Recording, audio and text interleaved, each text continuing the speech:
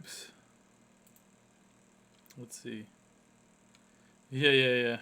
I'm going to ping my stream manager real fast.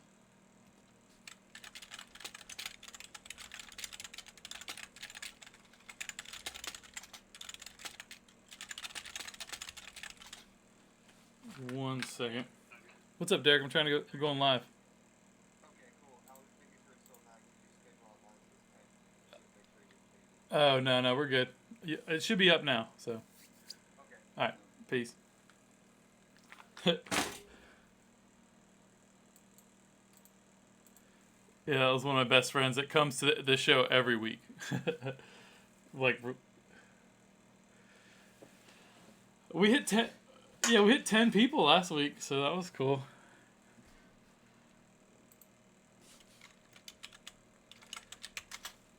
All right. Cool. All right, we're going in now. I guess everyone can hear me too. For some reason, it's going through. I gotta play with this setting more. So, switching over to live.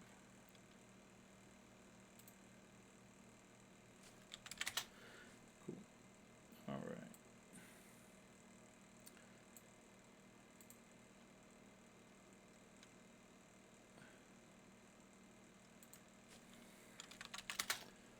All right, and live scene frame. Boom. All right, this should flip over here. Let's turn the audios on. What up, everybody? Figuring I got a whole new thing today, and got my buddy Tom here with me, and I'm just trying to get this to work out the details. You know, it wouldn't be my stream if I didn't have at least one serious to major technical difficulty at the beginning of each stream. Good times, though. Cool. I should be able to see everyone's chat pretty fast now, which is kind of cool. Because I have that pulled in, so I got all the new things going. So I'm really excited about this. Should be less of a delay. But without any further ado, so tonight we're kicking off what I like to call, or what I'm calling right now, the For the Love of Creativity. So we're gonna do this twice a month. So every other week. I'm going to invite on my friends, people in the creative space, people I just want to talk to and that I get introduced to, just to talk more about creativity, how that affects their life, what inspires them. And then all the while, I'm going to take one AI tool in particular. This time we're going to use Midjourney. And we're going to kind of like come up with prompts together and like make new pieces of art and then kind of layer them into something here. And see what we can come up with while we're just shooting the shit and utilizing this new technology and talking about creativity. And what better way to do that than to make some custom art while we're doing it. So, Carl, I am so excited to see what happens tonight. I have no idea what I'm in for, and I just want to go along for the ride that you set out for us. Yeah, dude. No one has any idea what they're in for. Me either. We're succumbing to the AI hive mind. I know. I'm a little nervous about giving it all over to the robots, but you know what? So be it. Let's do it. Let's do it. All right, so Tom, thanks for coming out, man. This is, if you guys don't know Tom or you didn't see any of our posts advertising the show tonight, this is Tom Briggs. He owns Epigraph. We've known each other for a little over a year now, I think. We've been kind of worked on a couple projects together, did some mastermindy call things, and just like lots of fun stuff. But we met on Lunch Club, and we just clicked immediately, and we just kind of stayed in touch ever since. So. Yeah, I think we inhabit like similar creative spaces, and I know we get a lot of good vibes from each other. So yeah, you're deep down this AI art rabbit hole. So I'm excited to just like go along for the journey and see where your head has been, because I know you've told me a little bit about it, but this is new to me. So I'm stoked. Yeah, awesome, man. Well, I'm stoked too. So let's so I sent you this little questionnaire thing, right? I wanted to kind of make this a part of this show. Let's see, I got this fucking pulled up somewhere. I'm quasi prepared. No worries, right? Let's see. I don't want to cover up the stream section. Here we go. All right, so just covered your face with the thing. There we go. Let's see here. So some of the questions, we threw together, we're just kind of trying to pull out some of like what gets Tom's creative juices going, what and how does that, work in Tom's life. So when I see everyone saying hi, hey Derek, hey Andy, hey Ivy, thanks for dropping by, everybody. And Ivy dropped all your socials in the chat, so you guys check out Tom there. But so first thing I always ask everybody, I think is a good space to start with is, what compelled you to say yes to coming on my show? So Tom, I can just read these, or we can you can like reiterate them. We can go over them. How do you want to do that? No, I kind of wrote a little bit, but no, I can jump into it. I mean, Carl, so you and I mean, yeah, like you said, we've known each other for a year, and you just have this really beautiful approach to creativity and art. And from our first conversation, I know we had like some kindred spirit stuff going on, even though you're way over on that side of the US. I'm over on the upper left coast. And yeah, it's just I get a lot of juice being around innovative, creative people who are sort of looking at these new tools that are coming into the sphere. And I love using new tools and interacting with people who are reaching out and using them as well. So honestly, it's selfish, really. Like I wanna steal some ideas Dude, from you and hear what you're up to, man. I love it. I love it. Well, thanks for the kind words. You made that post today, sharing that you were coming on the show, and you used this word. Enigmatic was the word. What was it? What did I say? Basically inimitable. Inimitable. Yeah. You are a unique personality, my friend. I've roved not too far. I mean, in the creative world, I've chatted with a few people, but you're they broke the mold when they made you, my friend. Yeah, I appreciate you. I take great pride in my eccentricities. That's good, man. You gotta own that.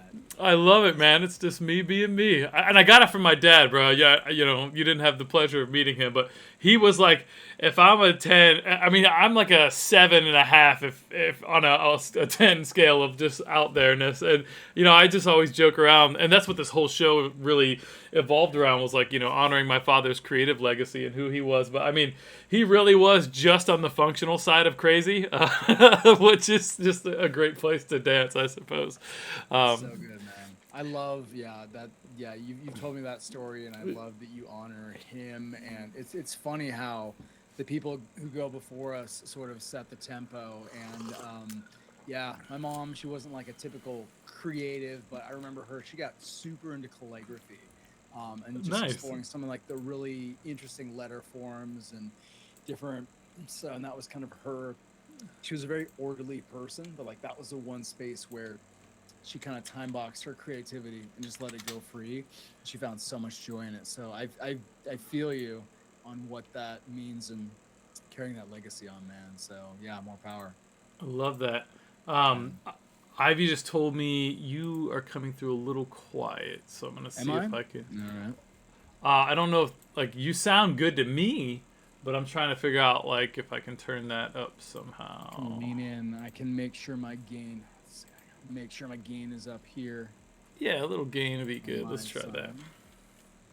I'm cranked up. Okay. We'll make that work. I'll lean in. No worries. Appreciate you, Tom.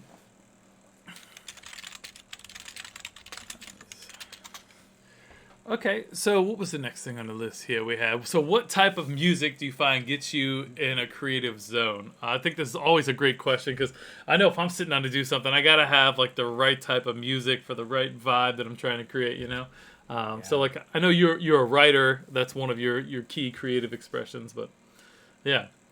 Music is such a good, I love that question, because it's such a good tool in terms of, creativity is all about finding a headspace. So to have those tunes that get you there, or get you vibing on what you need to be creating, whether that's something like if you're going for like some pensive, esoteric, or mostly I use music as a blunt instrument of just like kicking myself in the butt to get out and just make stuff.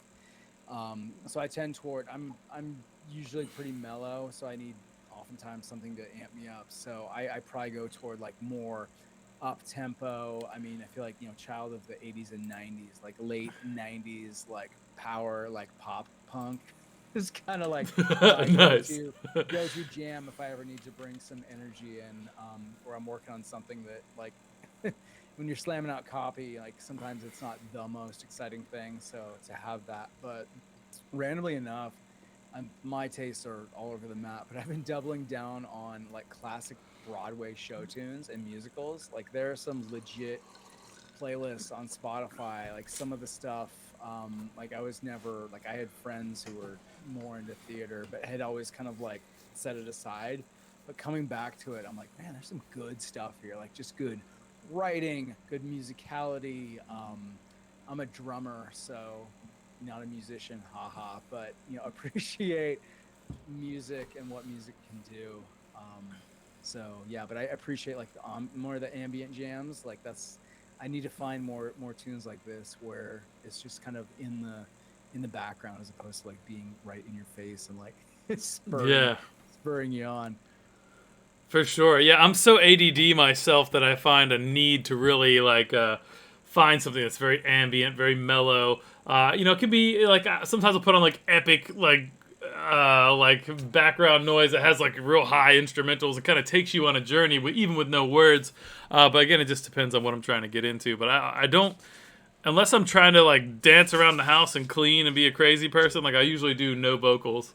So yeah, I love this kind of ambient vibe. So. I went through this phase where in a 2 monitor setup, I used when I was a little ADD, I did like basic, like something super basic and visual over on my secondary screen with just, I think I chose like classic, like C-SPAN or something like that, like super Okay. duper boring, just to have like that hum of, I don't know what it did for, I don't even know if I ever fully understood what it did for me, but it was just like something super boring, just kind of like occupying that kind of low hum. I don't know. It's almost like white noise in a way, but like visual white noise. If that makes sense. Mm-hmm. Yeah. Anyway, I mean, to each their own. There's a million different 100%. paths to creativity, and if it gets you, whatever gets you where you need to be and gets you in the zone, double down on that.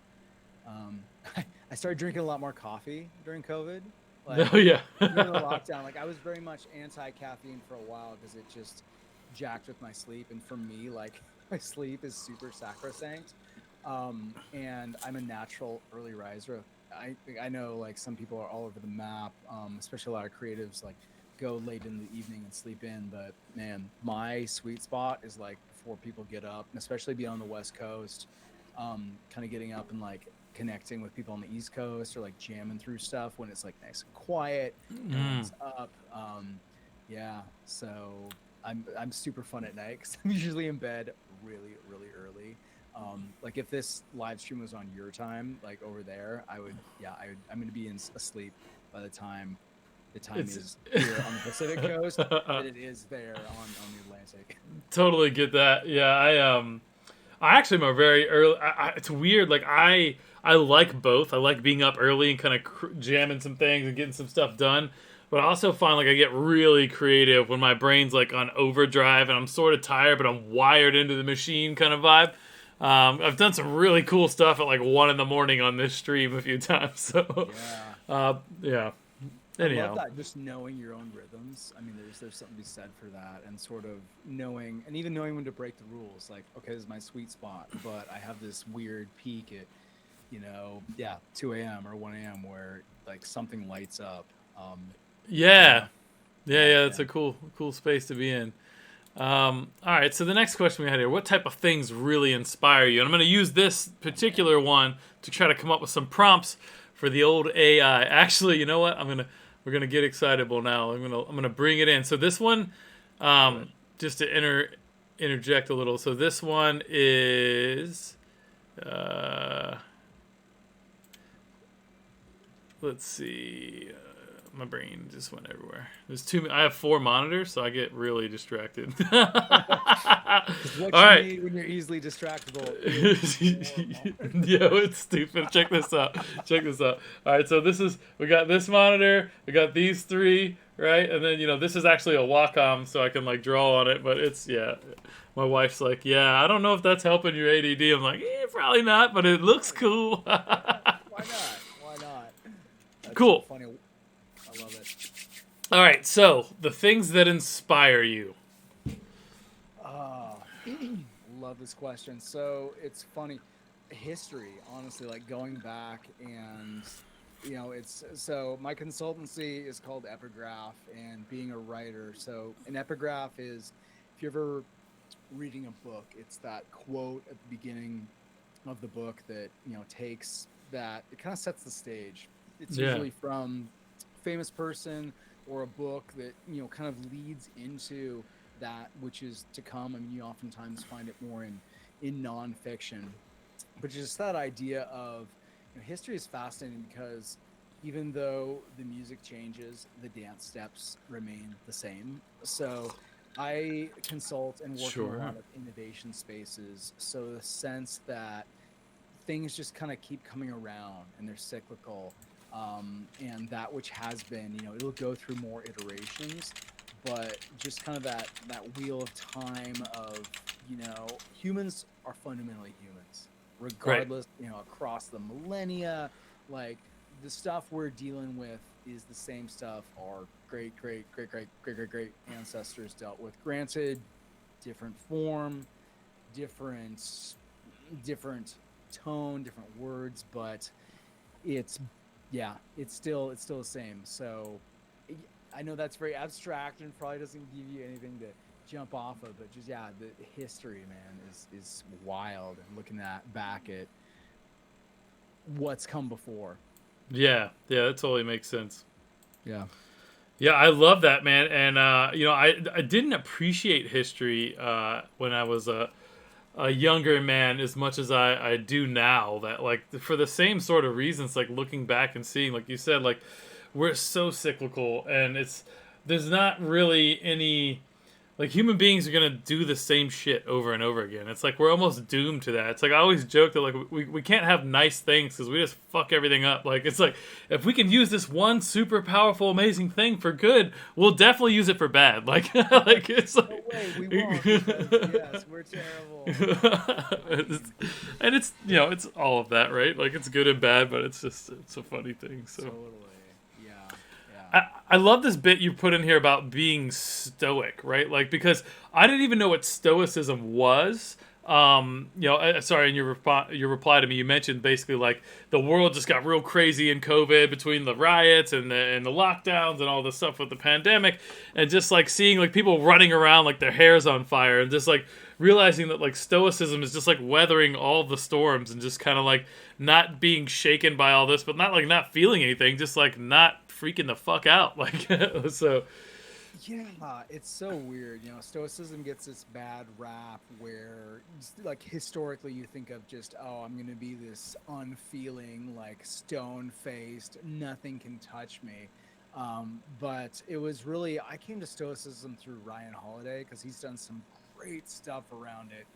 And the concept is so powerful because you think about, like, what makes you super, what do we need in this day and age? Like, if you can just be a calm, non-anxious presence when the tendency is to just run around hair on fire, like that is a legitimate superpower. Like if you can tap into that and say, okay, yes, like 2020, like it was really really awful, but if you look back over the arc of human history, there have been pandemics before, you know, and yeah. in the grand scheme of things, like yes, it was awful, like we lost people, I lost people, but like you compare that to like the Spanish flu and some of these other pandemics of the 20th century, it's like, okay, man, I mean, we lost many more people. So you kind of zoom out and almost take that like long view of history. It helps to sort of process some of those sections where it's like, okay, you know, it's 3 steps forward, 2 steps back. Like 2020 very much felt like, okay, we're recidivism, you know, we're stepping back in a lot of ways. But as you zoom out, you're like, okay, like we are getting better at being with each other. And I think, you know, I'm a net believer in humanity. I think over time, over a long enough time horizon, it is up and to the right. It just, yeah, you just kind of have to have that bigger perspective. So I don't know. So stoicism, history, recognizing that, you know, fundamentally there's nothing new under the sun. I don't know. I get a lot of just stability out of that. It keeps me personally grounded in a lot of ways. Yeah, I love that. I was reading your response earlier, and I was thinking, so like I went to Busch Gardens this weekend with my son, and actually Yeah. Derek and Andy, who are in the chat, like absolutely amazing, super fans. But the like we had just left them. We're just like walking back. I don't know if Busch Gardens is like a big theme park with roller coasters Yeah. and shit. Yeah. So we were walking, and all of a sudden there was just like get to shelter and like announcement across the whole park, and it was like a microburst storm. I'm talking like there was tornadoes around us, shit's flying everywhere, and so I throw my little guy on my back and I'm giving him a piggyback ride. It's just me and him, and like I see one guy walking and he's just freaked the fuck out. He's like, oh my god, he's on this bridge and there's shit flying everywhere and branches, and like he just like stood there for a second, like spun around in circles, losing his shit. Like, bro, that didn't help anybody. I mean, to be fair, like a branch came down, like a good-sized branch, and smashed into his stroller. But like it had like a canopy on it that protected his kid, so his kids didn't get hit. But he looked at me with this like sheer look of terror on his face, and like me and my kid are laughing, like this is epic. Like, so we're running through the rain, and it was so much fun. But yeah, it's funny, like. We were having totally different experiences just on a mindset, you know what I mean? And I was like feeling excited and fun, like, like thought it was crazy. But anyways, so you were talking about that, so I said like, hey, let's do. So I dropped in photorealistic man panicked running around with his hair on fire, and then some other little 32K AR. So the Midjourney bot works with basically an imagine prompt. You hit that and then type in whatever you want, right? So this is none of these were very good. I don't like any of them. So you can hit this and kind of re-roll the dice, or I could pick one of these. So this is 1, 2, 3, and 4. So I could upscale and get more detail. So like, let's see what like number 2 would look like with more detail, and then we could do variations of number 1, and then we'll re-roll the dice, right? So it's doing 3 more renders now. We'll see what it comes up with. Okay. Oh, sorry, Derek. I'm just seeing your comment. Yeah. So I was thinking, okay, let's roll with that. So I'm just having some fun with this one right here, and we'll let these render, and then we'll keep talking. So, what is the most personally moving creative experience you have ever had? Man, personally moving creative experience. Man, that's a good one. I don't know. I get a lot of inspiration from nature. I feel like I was looking it up in preparation for this. I feel like there is a Japanese word for those moments of Zen where you like it's some simple word, but essentially the concept is like where you just achieve that weird total oneness with nature and the universe, and you just feel that like inherent sense of connection. You know, that where it's just you can't seek it out. You can't go meditate under a waterfall and achieve it. It just sort of visits you.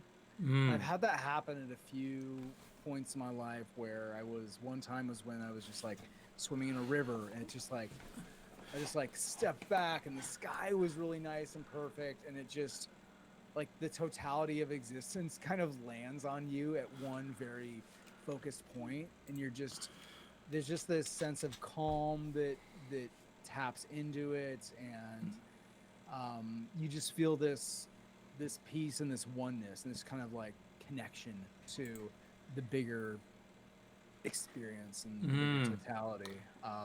Yeah, that's probably where I would. Yeah, I've had a few of those, and it's always just very enlivening. I love that. Yeah, I mean, I totally resonate with that, man. I've had so many experiences like out in nature that we go camping and adventuring all the time. And it's like my favorite thing to do, right? Because I feel like I spend my whole life like plugged in these fucking screens, and I love them, but it's also just like it gets to be a lot, and it doesn't feel like my authentic living sometimes. You know what I mean? Yeah. Like it's like the Matrix or something. But yeah, I remember like one moment of real. This was kind of like a father moment too. Like my kid was 2, and we put him in our canoe. And it was a little cold out. I think it was fall, and we were canoeing into this place called the Great Dismal Swamp. So it's like a couple 100,000 acres. It used to be like a million. Oh yeah, the Great Dismal Swamp. It was actually part of the Underground Railroad where they used to smuggle escaped slaves through here to lose the track of the dogs and stuff because there was all these water pockets and stuff. And it's like really like it's got like lots of haunted vibes, whatever. We slept out there dozens and dozens of nights. It's one of my favorite places in the world so far, and it's right in my backyard. In terms like it's like a 20-30 minute drive right here in Virginia. But so I had my kid in the front of the canoe, and he didn't really talk much. He was speech delayed, so he's like 2 years old, very physically capable. Guy's climbing trees and running around like a madman, but he's got like 10 words. You know what I mean? So, and he's about to turn 11. So, but we had him at the front of the canoe, and we're in this big, thick, dense forest, paddling up these channels that were dug out by George Washington. Well, they were dug out by slaves, under George Washington's whatever you want to call it, domination, I guess. But they were logging the Dismal Swamp at the time. That's the only kind of human interaction that's ever really been there. But long story short, we're paddling for like 2 hours, and we finally get to the lake that's in the middle, right? So there's no buildings, no houses, no nothing. We finally get to this lake, and my kid's leaning over the front of the canoe, and we break through the edge where it's like opens up to the lake, and my kid, who's 2, who doesn't really talk, does this.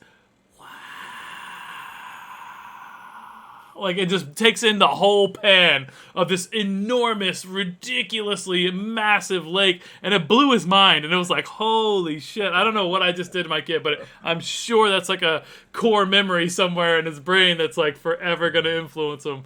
But that same kind of zen moment for him, I think, really. We've had a lot of those, but that's the one that really sticks out in my head at this moment. So, anyhow. I love that. I love that. That's so good, man. Yeah, and I get a bit of that just, farming in my backyard too. Just like finding little bugs and creatures and watching a plant grow. They're like, oh, I'm excited about this new plant, and I'll plant it and I'll watch it. And like, even if you're supposed to harvest it as a root, like I'll let it grow all the way in seed because I want to see the plant from like the cotyledon stage all the way through full maturity to like develop seeds to like all, so I understand the life cycle so that I can grow these plants on the regular. Like I do that with like carrots and tomatoes and everything. Like it's a lot of shit, but it's fun. So same kind of vibe. It's such a gift being a dad too, and being able to see guys.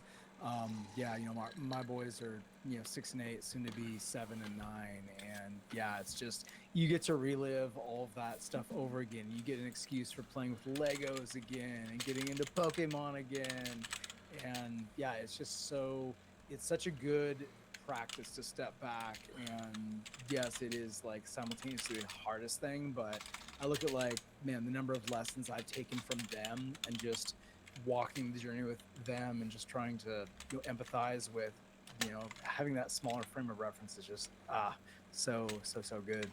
Yeah, for sure, man. Well, life is so much about perspective. Like my favorite quote is definitely life is 90%, is 10% what happens to you and 90% how you react, super good stuff. So personally moving, cool. What's the next one I have? Who are some of your favorite artists? Any types, whatever, any mediums, most importantly, why? You really leaned heavily into architecture, and you listed a couple people I wasn't even aware of at all. Michael Heiser, Gary? Gary, yeah. Oh, man. Gary built this. The first Gary building I ever saw was the Experience Music. Well, back in the day, they called it the Experience Music Project in Seattle. I think now it's like the Museum of Pop Culture. Imagine like an iridescent blanket just like draped over. Like that's kind of his style. Holy shit. Weird, formless jellyfish style. I don't know if you can bring up. Wow. Yeah, it's just this crazy mind-blowing. What the fuck? Building, but it is. Yeah, it's. No, it does. It looks like some bullshit renders from a computer. This is a real building? It is a real building. Like what the fuck? Got this reflection to it. Yeah. Wow. Yes, like the visual is amazing, but like the engineering and like how you, build something like that. It looks like they look like satin sheets over buildings. Yeah. I mean, there's the like visualizing the thing, but that's what I love about architects. Like, yeah, you can come up with this crazy idea, but then to realize it and then also like give people a space to like step into is just so like you're creating a mood, you're creating an experience, you're creating something that people can inhabit. That is just so that's a weird form of wizard-like power. Yeah. So in awe.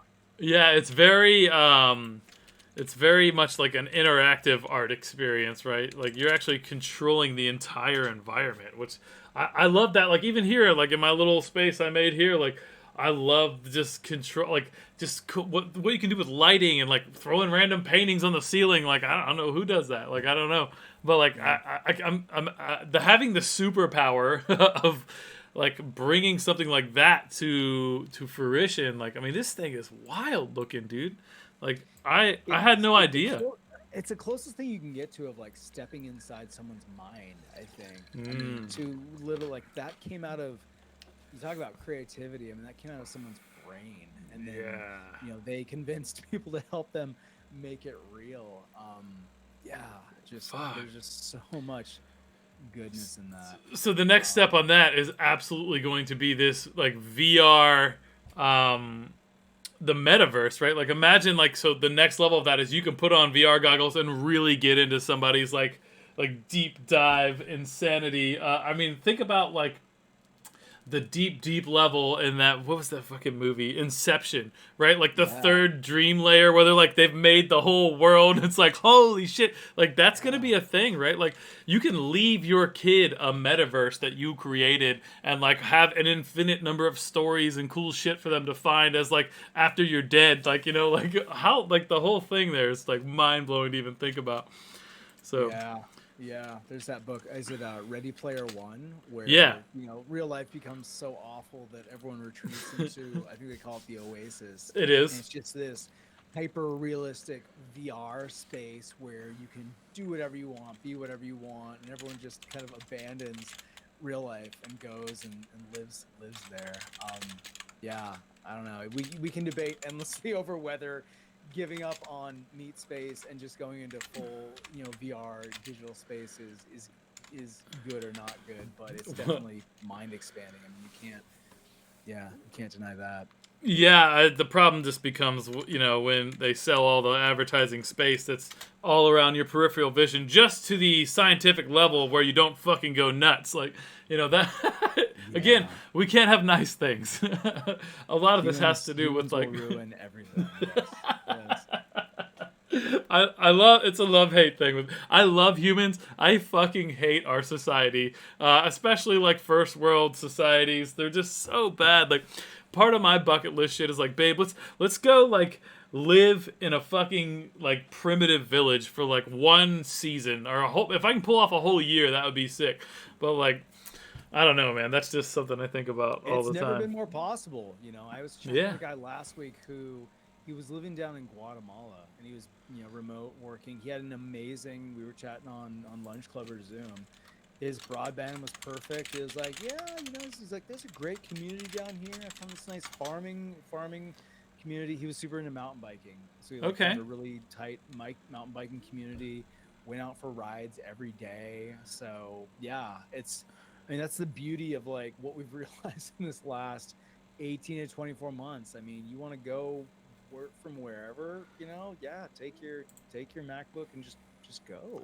Right? It's never been more achievable. So that's something I'm thinking about a lot too. So like I bought these like solar battery backups and these lights, and we go adventuring all the time. So like I think sometime like when my boy's big enough, I think like the next couple of years, like hit the Appalachian Trail for like a month. You know what I mean? And just like bring my Wacom computer and all my shit so I can work from the road, but like charge everything and just keep rolling. It could be super fun. So I don't know. Yeah. Dude, check out these renders this thing made. So I popped in with Genry Experience Music Project in Seattle, surreal fantasy floating in a nebula, right? So it came up with these. So we can upscale some of these and get more details, or we can do variations. Are there any of them that you like? I like that input. I'm feeling that one in the lower right. It's sort of like this guy. Northern Lights meets All right, dope. Seattle meets I don't even know what that is. Version 4. We're gonna upscale version 4, and we'll do some variations of version 4. And we'll see what happens. What's Mopop? Zach just posted it. And Zach, thank you so much for the subscribe. Holy shit! And Derek sent one earlier today. 2-in-1 show. I know you guys both love me, so you're biased, but it means a lot to me anyway. So. Yeah, the Museum of Popular Culture. I haven't been up there in a long time. I mean, It's rad. I mean, back, gosh, must have been like 15 years ago, but they had all the classic, like they had a room for every like era of music. I need to get back up there and check it out because it's Oh, just, dope. yeah, I forget. It was one of the, who built it? I don't know. I gotta look this up.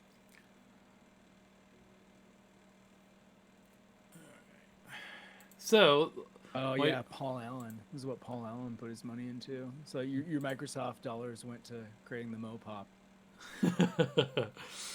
Nice. Guy has more money than he knows what to do with, but That's at the least he guy created a that beautiful building. is that the guy that replaced Gates at Microsoft? He co-founded, so he Oh, was there. okay. Yeah, yeah, that's how he made his mint. Yeah, I haven't fanboyed all the CEOs of all the major companies maybe as much as I should, but you know, it's knowledge is power, right? So there's no reason not to not know Oh, all the it's all all the things. like a Wikipedia search away, so don't fill your brain with it. You can you can I, find it if you need to. I do lean on that a bit, so for sure. Dude, look at this. This is looking wild as fuck. Ooh, let's go to a fun place. Okay, let's upscale that to max. You like any of these variations? I don't know. It's not one. Oh man. So it's so interesting because you can just type it. I mean, I'll scroll up and show, like, I mean, I've done a bunch of shit in the past. Like, check out this earlier. I was just doing hyper detailed render of a naturalist woman meditating in a nebula, cosmic and it just made that. Like, holy shit. That is what that looks like. Yeah. Yeah, so there's like so many I mean there's limitations obviously, right? Like there's a great one up here where like the chick's just her arm just ends for no reason. Where is it at? Right here. Like just nubs. Like, you know, that's cool or whatever, but like, you know, I'm not hating, but I mean, you know, so the detail and control's not there, but like this is such a powerful tool because I love that like I could take this and drop it into some art and manipulate on top of it, right? And really do something like I don't know if you guys you probably I'm gonna pull it up. So last week I did this guy, and it was literally just a couple of renders that I did. I did a background render and then a different face render type like wood glue monster whatever. Like a friend of mine hit me up and said, you know, he like one of his buddies in his spinning what's it called? It's like a lathe, like they lathe wood, right? You familiar with this? He's like, well, one of them like always uses wood glue, like he's like crazy about gluing shit together, so they call him the glue monster. So he wanted to make a pun thing, but it's like, you know, it's a little funny joke for him. I was like, oh, I'm not gonna spend like 7 hours on like somebody's side joke, which you know is what it is. Like, if this was a commission for somebody, I wouldn't have done this at all. But this was just like me having fun. But like this concept, I was able to work out literally whole thing with the prompts 30 minutes, like like 30 minutes, and this is a custom, unique image that is nowhere else in the world. Like that's really powerful shit. You know, and the other idea here is like this is the pinnacle of human creativity so far. Like we have the internet, which is obviously human creativity. We have an AI bot, like computer-based learning that is also our creativity manifested in code. Now we have this bot scrubbing the entire internet for all of our ideas based on algorithms and search indexes and shit that like Google more or less pioneered. And so, I mean, I guess pioneered, maybe not. They weren't the first. They've polished it to the highest level and or bought out all the people that were doing it better than them and merged it. They're like Disney for creativity, right? Like in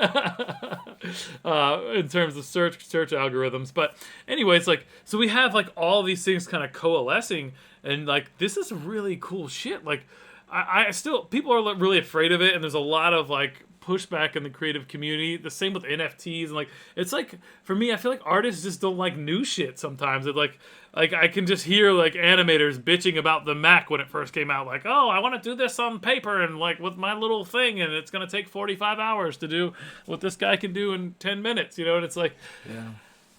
this is how the shit goes. So like that's why I'm here, just like embracing this. Like, hey man, we got to do like I've been like pumping in logos, and like I'm working on a politician's like sign, and like so I wanted like a powerful black woman sign, right? Like, you know, so what does the collective consciousness of the internet think about that when I type that in, right? And so it comes up with these renders, and I start looking like, oh my god, these are amazing. Oh, check it out. Sometimes they're complete dumpster fires, though, right? Like Dwayne Johnson, full body bodybuilder pose. Like, what the fuck, bro? Like, like so, like, and at first I did The Rock. So it was combining a rock with the rock. So like this isn't taking my job anytime in the next like 3 to 5 years at least, you know. But like at the same time, it's just hilarious. But like look at this cool thing. Like I got commissioned to do some art for a dentist, and I was just like, or he's not a dentist. He actually does like custom teeth art and stuff. I started like just pumping stuff in there to kind of like see what it would generate. Like look at these. This is objectively cool shit that like I actually own the intellectual property to now because I summoned it from the ether with these words. Like I have a commercial copyright license only until it fails to be tested in court. But you know that's still We'll let the lawyers sort that one out. Yeah, it's still out there. But like yeah, so I mean, and look, it's just like teeth art, colorful Vincent Van Gogh. Boom, like holy shit. And if I re-rolled that, like it would just create a whole bunch of other stuff. I was working on like some new logo concepts for Clienta Studios. Just like, hey, what does it come up with? So I just thought this stuff was pretty neat. So yeah. Noah Yuval Harari, he has this book, Homo Deus, where he talks about what does humanity become when as AI gets better, and obviously there's the Terminator 2 route where whatever the global consciousness becomes aware and it decides that humans are problematic and annihilates us. It's like whether AI ever becomes fully consciousness, I mean, who knows? But he's like the incremental steps will be, he calls it Centaur, just like a really strong human AI hybrid is what's here in the near future. So it's just AI being like this, like a really amazing personal assistant. Like imagine a super duper Siri that can just serve up stuff and allow you to be a better creative, a better creator, by just kind of standing on the shoulders and letting the AI churn and do sort of the rough concepting work, and then you're almost the refining piece. You're the uniquely human piece the AI can't do, and maybe can never do. There's much. This is where you get into weird, like esoteric philosophical debates of like what makes humans human. Like, will AI ever achieve that level? What is consciousness? What is generalized artificial intelligence? Super gnarly stuff. But yeah, I mean, super smart AI assistants are like really that's gonna happen. It's happening. It's here. Happen as you're showing. Yeah, it is totally here. And so my creative director, Zach, this absolutely looks like some of the Burning Man art, I'm sure. Zach's a huge festival guy. Zach's really. I want to get there sometime. Yeah, I've never been. Insane. Zach's been to like a crazy amount of Fish concerts. I'm sure he's got a number. You're welcome to drop that in the chat if you want, Zach. We'll have Zach on sometime too if you're up for it, Zach. Zach's fucking a super impressive human being. I've known him since like 9th grade, I think. But like him and I grew up playing games together, and he's a Silicon Valley like tech guy, done all the crazy shit. But anyways. This stuff's wild. So I heard that just sparked a whole bunch of thoughts that I've had about AI, and that it's like they say, we have like all these systemic problems about like colonialism and racism and misogyny and fucking the patriarchy and all that. So like these AIs are just mining the internet for what's already there. So the fear of them reinforcing, like you type in beautiful woman, is it going to return a white woman with like that looks like whatever that is, or is it going to be, you know what I mean? And what type of things is it going to be reinforcing and almost galvanizing into our societies now? That's a big concern. We definitely are the seed data for better or for worse. Did you guys see the Microsoft AI that they put out on Twitter? It was a full AI. They released it. It had its own. It was making tweets and interacting, and people started like saying shit to it. And within 24 hours, it turned into like a raging, like Nazi racist, like it was instead to shut it down. It was a huge Not PR a nightmare. Endorsement for Twitter, man. No, it's not. I don't. I mean, I feel like Twitter might be the best social media, though. I mean, that's kind of like picking your favorite turd, but it's Yeah.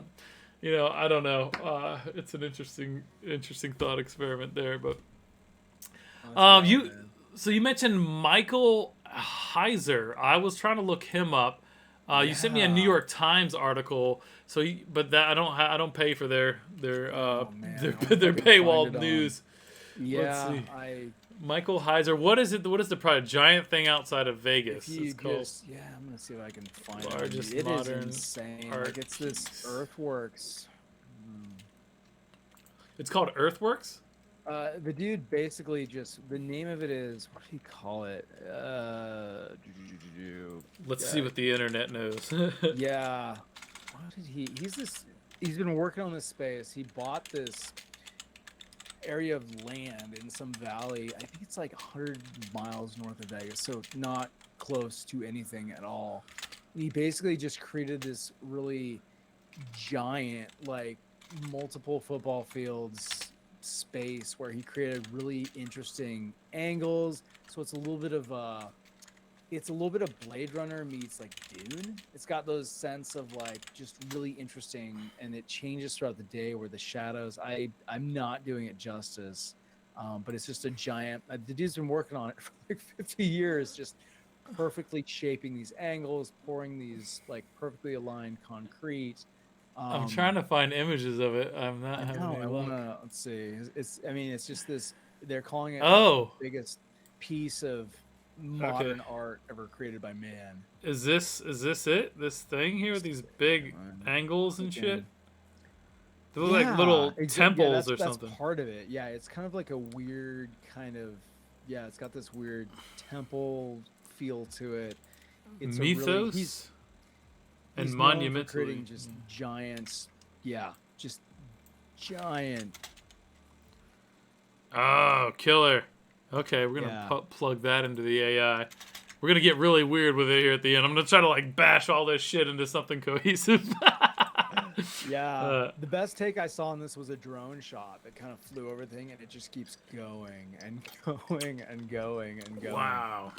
Yeah, yeah, his stuff is just. I love because like earthworks are part of humanity, like dating back millennia. I think it's in there's that serpent mound in I think it's Ohio, where it's Mm-hmm. this weird just mound that it's shaped perfectly, and they realized only recently that it is intended to align to certain stars at very specific points of the equinox. So it just opened up this whole realm, but it's like 10,000 years old. There's a Wow. dude, there's archaeologists who are digging into it and figuring out like there's differing theories. Like this was a place for sacrifice. It was a giant calendar. It's some just nuts. Oh, that's a fun one Yeah, yeah. to start with. That was super cool. Let's see if I can do. I'm gonna take off the creative test part because that only gives you one render, but like it goes real hard when you do that one render. Let's do a 5:4 ratio, and let's say Michael Her. What do you think? Let's put some. So basically, this works best with like a statement. Like what's the and it's all in. Like in the style of almost or Yeah. Basically, you basically have to say like a sentence, and the first things are the most important, and then it kind of goes from there. ooh,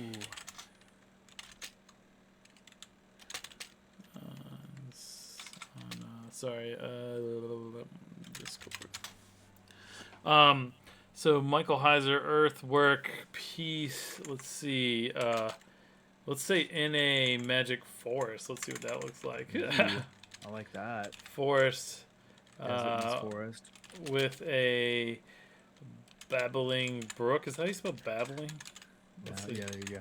Is that like a stream, right? Yeah. Yeah, yeah. Let's see what that does. Ooh, it sounds zen.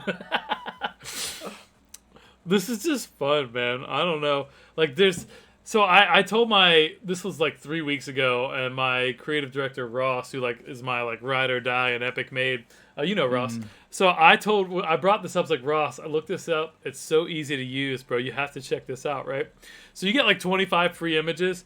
So I sent him this shit on Monday, and on Friday he had maxed out the second level Premiere paid subscription and had over like 7,000 images rendered. He's like, bro, I can't even sleep. Like it's just like hitting all my serotonin levels. Like I just keep going and going and going. He's like, I just gotta keep this so amazing. And I was like, oh my god.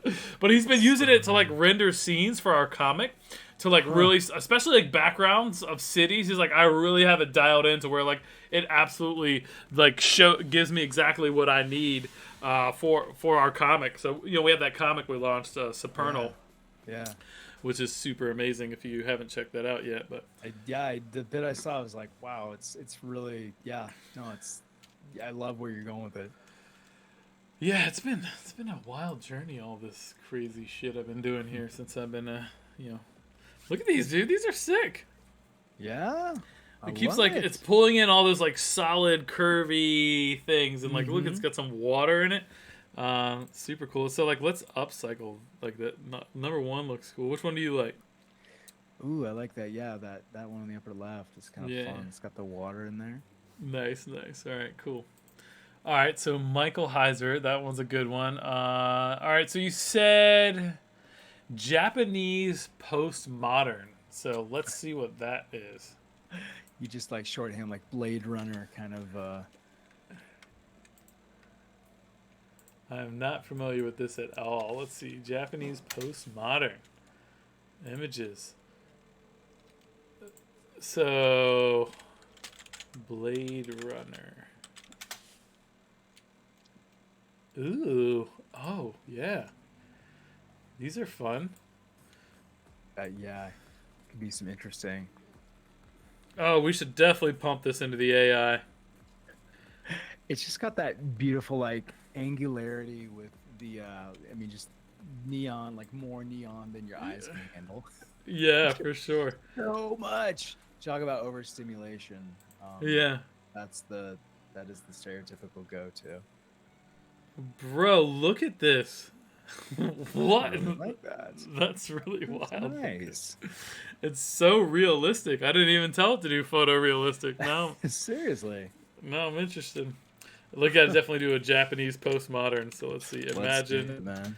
So, Japanese. Wow. Let me not butcher how to spell Japanese. Japanese postmodern futuristic cityscape filled with people with their hair on fire. Hair on fire thing.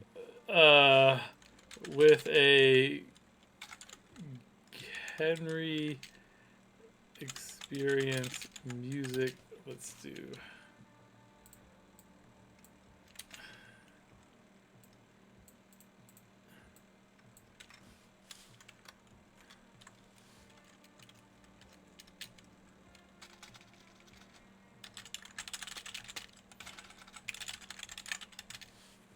Japanese postmodern city render filled with people.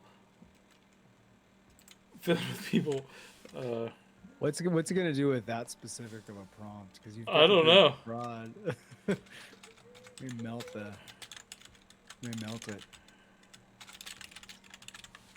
We're gonna see. With a Genry music project building in the background, we're gonna do let's do hyper realistic. Okay. We're gonna do 32K because that's a lot of Ks. And then we're gonna do AR 5.4.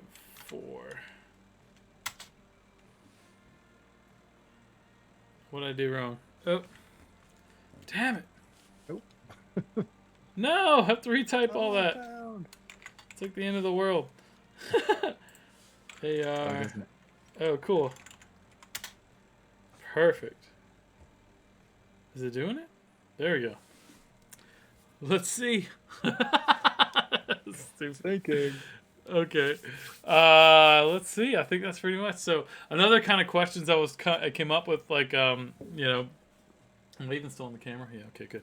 So how does creativity help you with your work? This one's kind of on the nose, but especially because you work in a creative space. So, but Yeah. yeah. Yeah, it's kind of my bread and butter. I have to be. I'm being so. I'll fill in my background with what I've been doing. So I'm primarily coming in, and so my main jam is sort of brand differentiation. So working with everything from the big global mega behemoths all the way to pre-venture or early stage startup.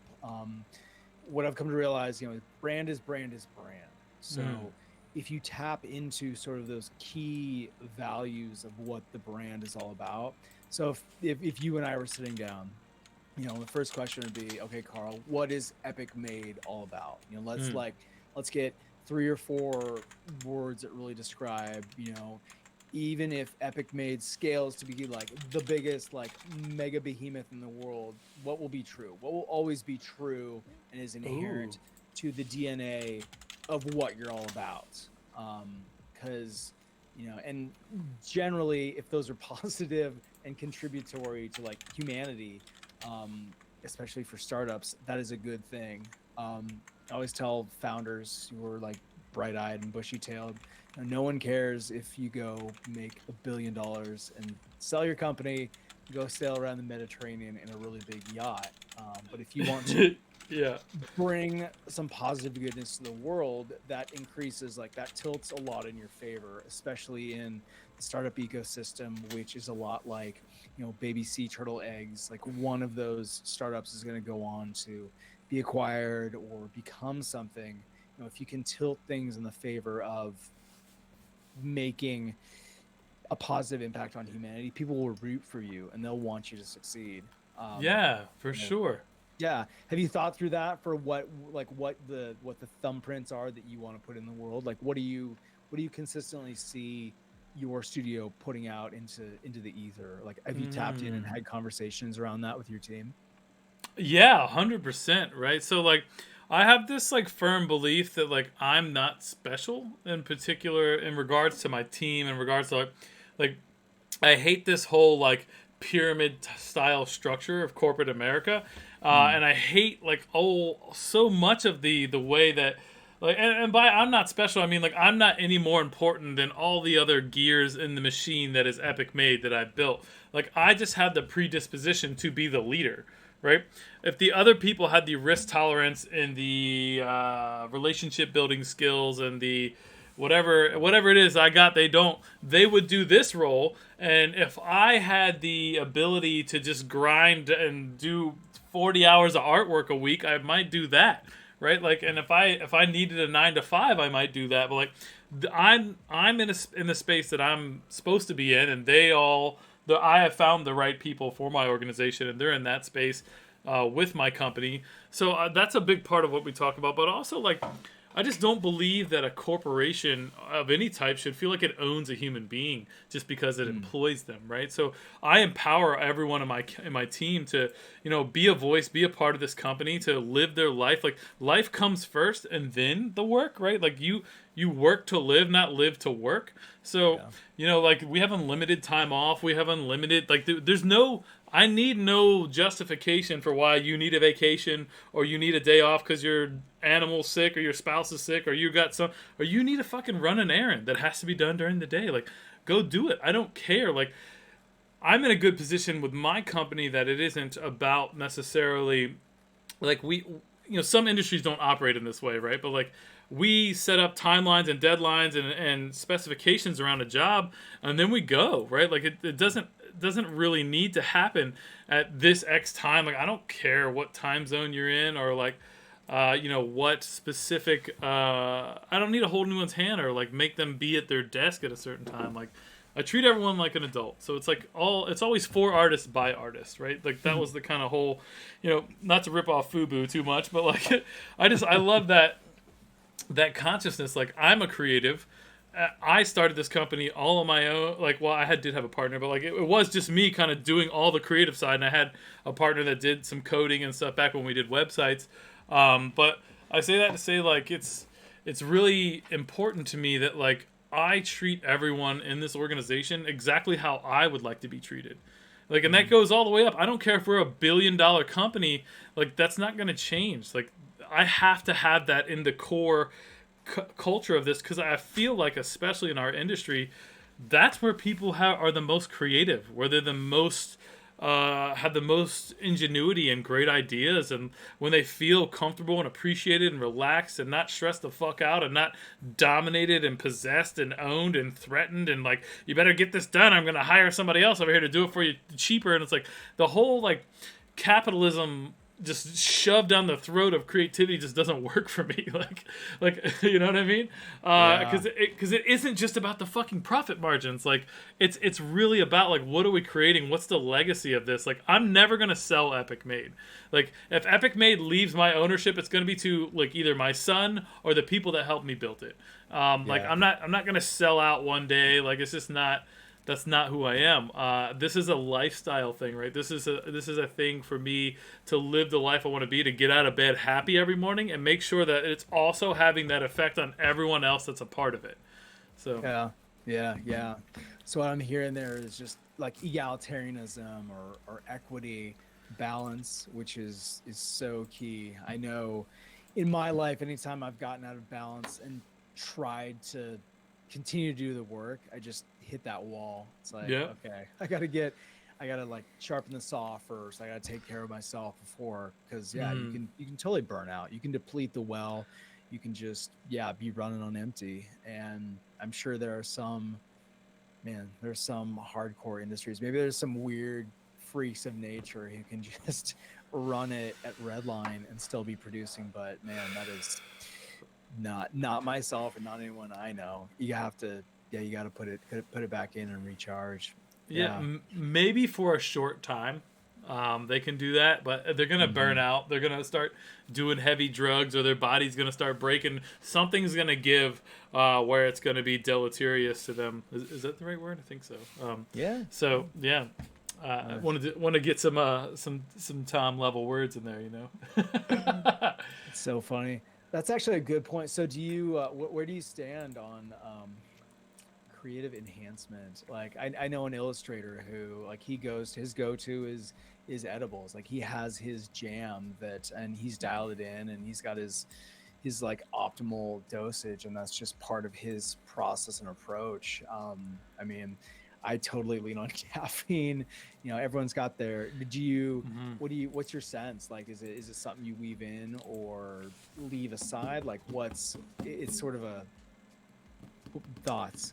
Yeah, I mean, so I find it's all a balancing act, right? Like, I've gotten to a space where, like, you know, I mean, I like cannabis myself, you know, but the edibles are usually way too much for me, but I don't really. I think it's like really about introspection, right? Like, it's really like what do you need? What works for you that builds you up and doesn't like have a draw out burnout effect on you, right? So if you need to eat a little edibles or smoke a little cannabis before you do some art that gets you in a good space, awesome.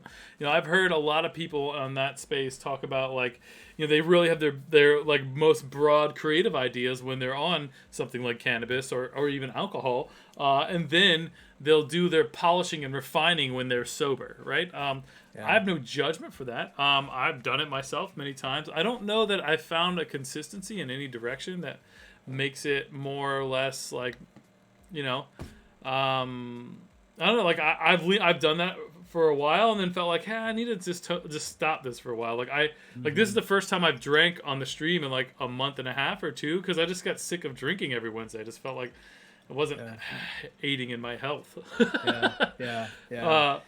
So. Yeah. Similar, yeah. I mean, I think there's no zero sum. Like, you're borrowing from one space to pay to another. So there's no 100%. I guess there's no shortcut. You know, there's never that thing you're gonna ingest or substance that's gonna tap it without. It always feels like it's borrowing from somewhere else, right? At least for me, you know, it's like you're gonna have jacked up sleep, so your next day, you're gonna steal from your next day, or just it's never a net positive. There's always Mm. like you're kind of stealing from somewhere else, which is fine if you need that for the time, but it always feels like there's always a balancing act, right? The human body is really good at finding equilibrium and returning back, and Mm. yeah, I don't know. It's just seems like it always comes back to homeostasis. There's your $1 million word. Homeostasis. That's a Always great comes word. back to zero. What do we got here? I don't know, I'm Oh, just that's kind of rendering nice. shit. This is kind of cool, huh? Yeah, I like where that's going.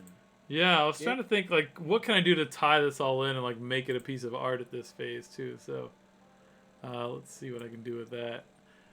So yeah, this was the part of the show that like I wasn't quite sure how it would come together, right? Like I just been kind of mm, randomly typing shit in the whole time, just for almost just for entertainment purposes, right? Like, so let's see, where are my questions? There we go. Cool. I feel like we Yeah, went through most of them. yeah, I think we did. We went through all of them. I did have one more I wrote in here, like, how does creativity aid you in being happy? Again, that's I probably can help you. You could probably help me word these questions a little better, but Aid me in being happy. like, do you find that like doing creative things successfully or even unsuccessfully, like how does that affect your happiness? Like, how does do you need creativity to be happy? I I have a think theory about that. Yeah, I'll tell you one thing. Creativity has made me a more complete person because fundamentally, creativity requires openness. Like, you don't meet a lot of creative people who aren't open to. I feel like there's some slider that for creatives is like open all the way to like openness to experience and openness to new Mm. experience. Yeah, uh, yeah. for creatives always feels like it's very like cranked up to 11, like it's very open, like willingness to do new things, willingness to chat with people who are maybe like outside of what the typical people we come across more than anything. And it's funny, I'm definitely like I tend toward the introvert side. Like I can put on the extrovert, but being able to go out and just gather and just have conversations like this where I'm, chatting with, and chatting with people who are completely outside of my discipline, my frame of reference. Mm. That's that's what's creativity's given me the most in my life, and I think that leads toward greater perspective. And I think greater perspective is what brings you to happiness. Whole like happiness is such a weird nebulous thing to chase. It brings it toward, I think, perspective. I think perspective and just balance combined sort of lead to happiness. So Mm. Sure. in the dodgy way of answering your question, yeah. How about you? What are your thoughts on it? Yeah, I think human beings by nature are creative, right? Like you have you ever met a child under 4 or 5 that didn't like art, that didn't like to make things or draw something or decorate some shit, even if it's just making a mess, like they want to have their influence on the space and things around them. Mm, And I think that a lot of I've never seen any studies on this, and I'm sure there's data out there. I don't know which way it'll lean on my hypothesis, but I think the actual lack of a creative expression in someone's life could absolutely lead to depression and or taking away from their happiness just in general. That you have to feel like you're creating something. I don't care if that's you feel like you're molding your children every day, or you're decorating this home to make it a beautiful space, or you're actually in a creative art field, or you're mm. creating a business or designing something. But like human beings are manifestors. Like that's how all this shit got here. Like all of it. Like we've been like manifesting and creating everything on this planet for hundred, hundreds of thousands, maybe. I don't know. Who knows what that number looks like, but a long time. Yeah, I feel like stereotypically, whenever you come across anyone, and maybe this is like the Hollywood trope, but you fundamentally see someone who is unhappy or stifled or struggling, like the path out of that is leads toward an endeavor of creation, like Mm, a space where they make something or give something back. They practice their art. Yeah, like there's something to be done for something to be said for, giving whatever that gift is that you uniquely are supposed to give to the world, like Ooh. embracing that and not holding it to yourself, but being, taking the risk, because creativity is fundamentally risky, Yeah. to put it out there in the world and risk rejection, risk people disregard it, risk like no one giving, it not catching anyone's attention, and just being okay with that. Um, Creating Yeah. for yourself, yeah, it can be powerful. That's the biggest inhibitor to creativity is like fear of condemnation and judgment that like you made something and nobody thinks it's great, or worse, they think you're something negative for making that, Yeah, that's a terrible space. And I think that's come apart in some of this, like, so that's come like to a head, I think, in some of this social media culture where there's no repercussions for people to act like a complete shitbag on the internet. yeah. Just get behind their keyboard and dump venom and spew hatred and criticism on people they don't even know without Mm. any real repercussions. At least in like real life, somebody had smacked the taste out of your mouth. Not advocating for that, but like there is something to be said about that. Like there's a time in our own country not too long ago where if you disrespected somebody on a level that you felt was worthy of a duel, you could challenge someone to walk out in the street and shoot each other with a pistol. What the fuck? Like Yeah, that was yeah. legal. It was legal. Like it's like you have thus disrespected me, so you will apologize, or we're gonna walk out in the road and shoot each other. Like what? Anyway, sorry, Yeah, I yeah. digress. Not that that was Um, better, but there's just it's interesting. Just the complete 180 culture shift we have, where like zero repercussions for saying whatever the fuck you want to another human being, versus like, hey, somebody can legally challenge you to a duel to the death for being a certain level of disrespectful, which is just fascinating. And maybe I'm historically off on that a little bit, but I feel like it's not that far off. I mean you're more into history than I am, but that is well, my it's understanding of how a yeah, duel worked. and there's so much now, and so much in art is sort of a remix of a remix of a remix. So the value that lies in almost coming back to sort of like source material or first. I feel like I was reading I follow this blog, this guy was writing earlier this week about how when culture becomes a copy of a copy of a copy, it loses something, Yeah. and there's the self-reference, and the value in kind of coming back to whether it's the original works of art or literature, but just knowing the roots and tapping into them. Not to say that AI building off of all the collective unconscious of humanity. I mean, there's beautiful value in that, but there's also going back and seeing that which inspired the whole thing. Yeah, well, I'm right. Like, to your point of what you were just talking about, it's a copy of a copy. Hmm. It's literally like, sorry, let me see.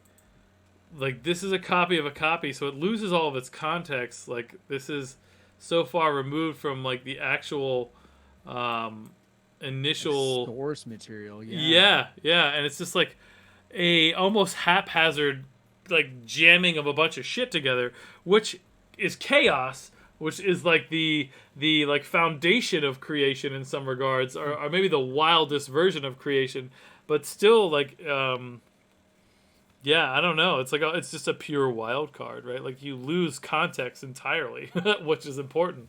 And maybe Uh, that's the human element. Maybe that's what the human ingredient brings to it, is just sort of that. It's like, it's so funny. Like, it started out the machines were the filter, and it almost like flips back around where humans perform that weird, unique filtering oh function that yeah, no machine can ever do.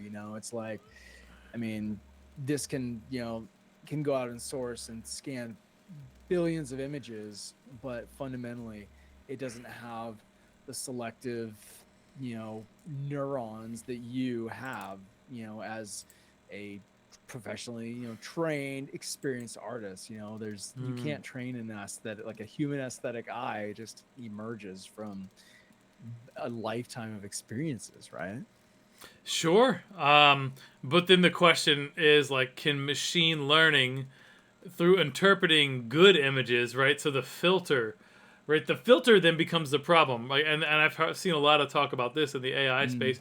There was a point where they were like, oh, well, we're going to filter in only good reference material. But it's like that in itself becomes problematic because it's only through whatever those humans are that are filtering it.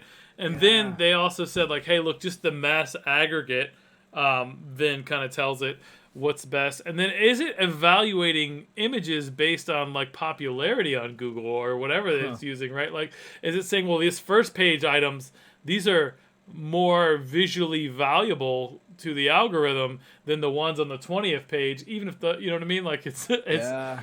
I don't know. It's Yeah. Yeah. I quite mean, fascinating material here. hmm. I don't know. So we have all these images here. Let's see if we can come up with a cool prompt to punch in here. And I know you probably got to get going. We're trying to keep this down to an hour. Um, I will do these for like 2 or 3 hours sometimes. So I might even stay on and just like make a piece of art from all these renders.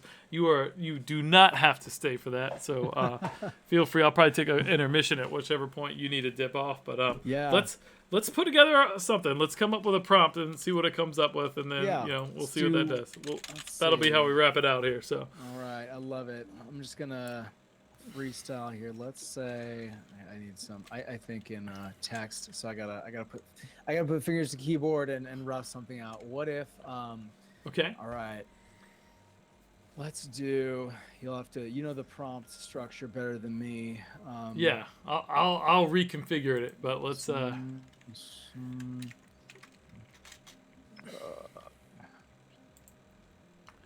let's see.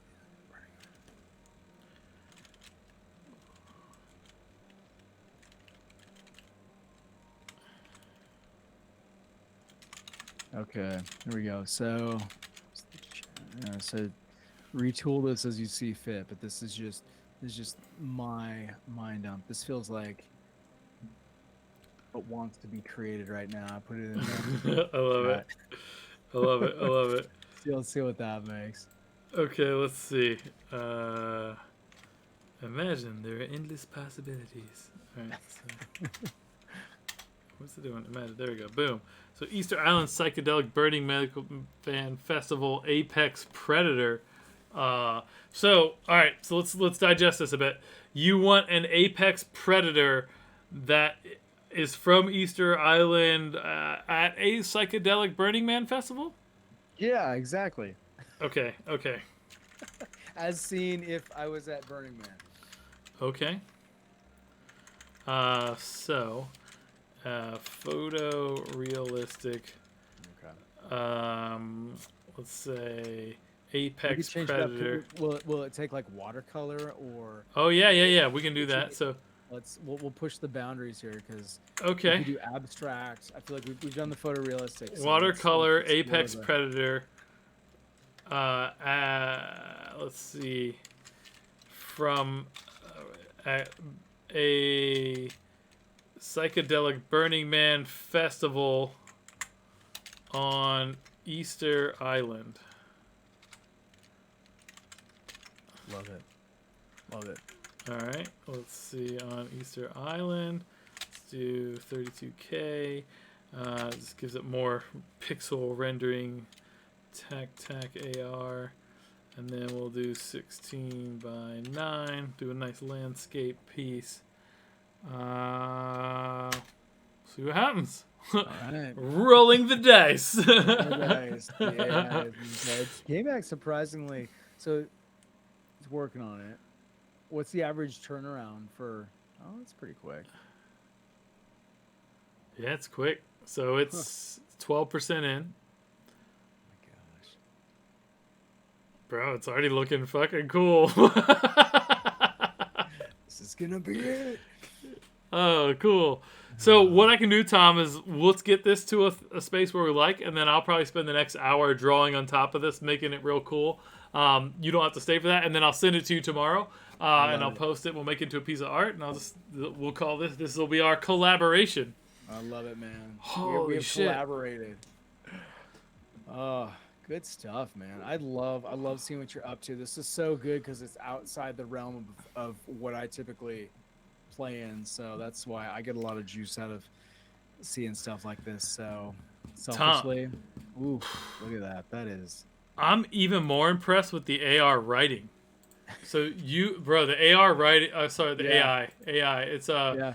go to neuro-flash.com tomorrow whenever you get Okay. a chance. You're going to want Yep. to play with that. It's going to do the same kind of thing for you, right? Like, it's going to give you some really great bones to work from. I Mm-hmm. mean, some of the articles were so good that like I could not believe it. It was quite wild. Wow, look at some of these, man. These are cool. I'm liking it, man. Yeah, So these this are is like Easter glorious. Island heads. What do you think about this fourth one here? Let's upscale that one, see what it does. Yeah, All right, that's got some really fun effects to it. The watercolor, V4. yeah, the Was it watercolor effect is solid. It was a cool head trip for sure. I love it. Yeah. And just for fun, we're going to do another quick render on a vertical just to see what it comes up with. So we're going to do a 4, 5. So what did I hit? Did I hit? Oh, I hit variations on 4 instead of upscale. That's okay. Wow. Yeah, look at this one, dude. Wow. Ooh, love it. It's not even done Love it. yet. Is it Oof. done?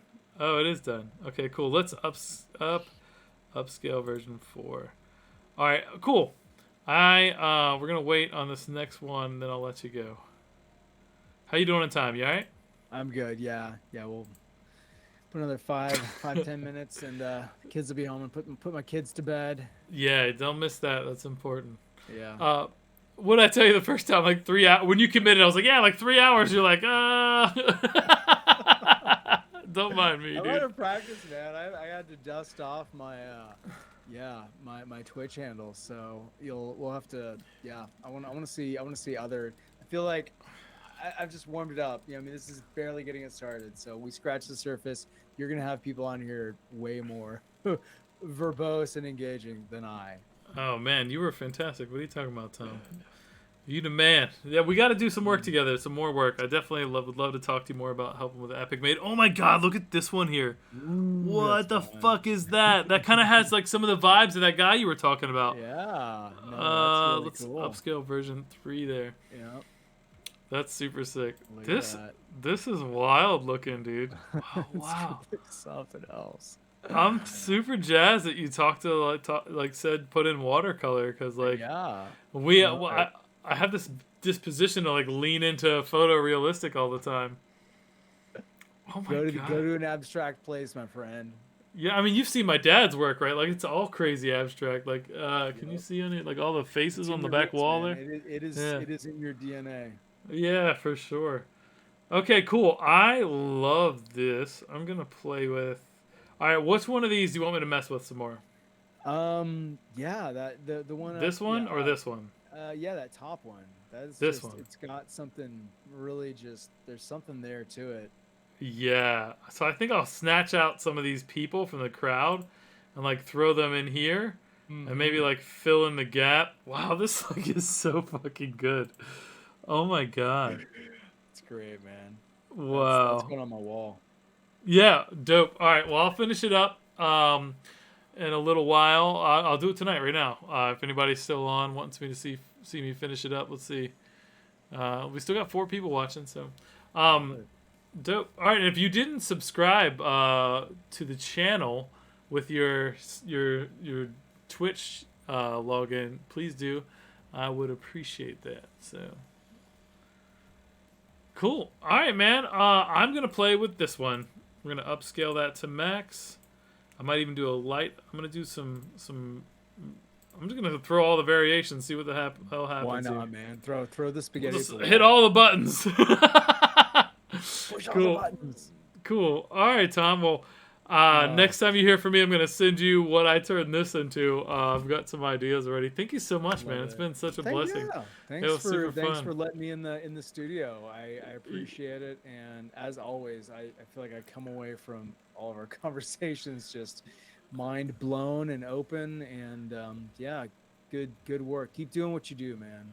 I Oh, thanks, appreciate Tom. you, and yeah, I'm glad we had a chance to throw down together. And Yeah. thanks to everyone who yeah, listened to us jabber back and forth. Yeah, Tom. And man, I feel the same way about you, bro. I really appreciate you. You're an amazing human being. I love what you're doing with Epigraph. And every time I talk to you, I learn something. I get inspired by some other ideas. Like, it's interesting how similar we are, but how different of experiences that we have, you know? So it's always a value add chatting with you, man. So thanks All again. aboard, And man. you were the official first guest for The Love of Creativity by Colorful Carl on Cleanthus Studios. I don't know, we got to figure all that out. But thanks so much, Tom. Have a good night, guys. I'm going to hit intermission for a bit, let Tom go, and I'm going to work on this piece of art for the next couple hours. Cool, Tom. Good night, brother. Peace. Thanks, Peace. man.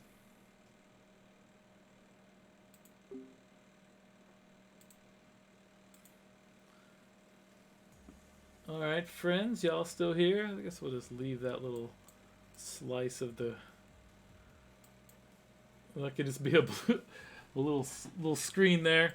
I'm gonna take a quick bathroom break, and I'll be right back. Anybody still here? You guys in the chat at all? No? Yes? Maybe? I'm gonna clean up some of these pieces of art while they're rendering while I'm going to. This is so fucking cool. Oh, what a cool idea. Okay. Oh, shit. Oh, wow. Which one was this? Test. That one is fucking fire. Okay, cool. All right, I'll be right back. Give me 5, friends. Like mute my mic and shit. I think I'm gonna try to.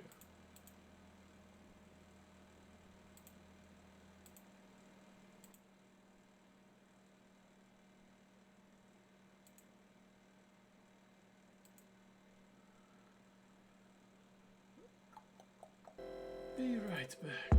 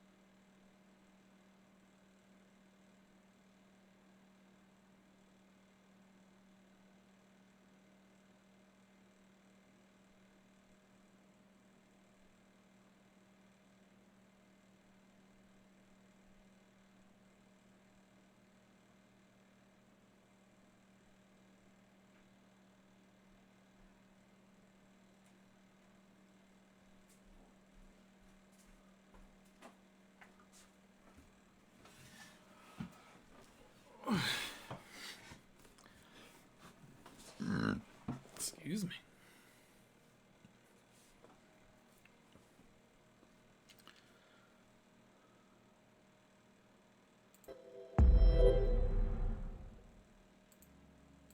All right, I'm back.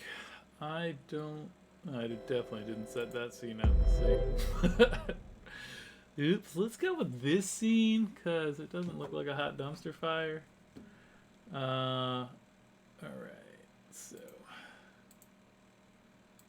definitely want the chat box. Let's do what I want to drop off the Google Meets folder. Yeah, that'll work. Cool. Well, that was super fun. I think I am going to get crazy on this now. So I'm going to move this off here. Start pulling some renders. Oh my god. Fuck yes. Okay. Holy shit. So let's, okay. Upscale that one more time. I love this. Let's do upscale beta. Just talking to myself, don't mind me. I'm only a crazy person. Let's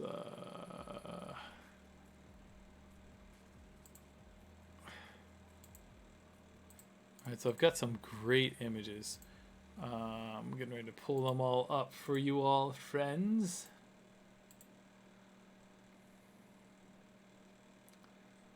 Don't like that. That one is fucking nuts. Dude, look at this one. This one is killer. Oh my god.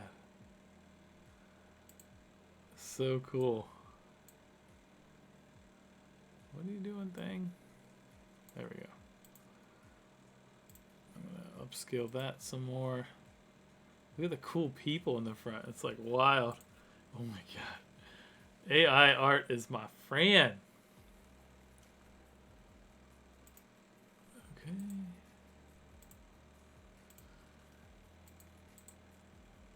Save images.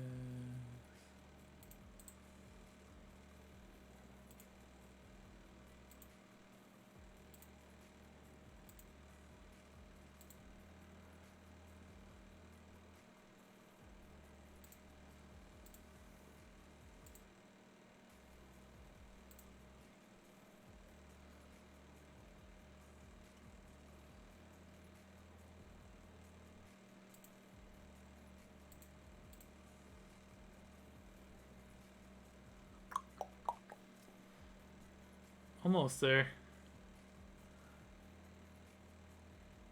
Upscale to max. Alright, I'm gonna pull in this piece as the base because I freaking love it. It's amazing. I don't need that. Alright, so this is gonna be the basis. Blam. Nice. Alright. Anybody still here? You got any friends still here?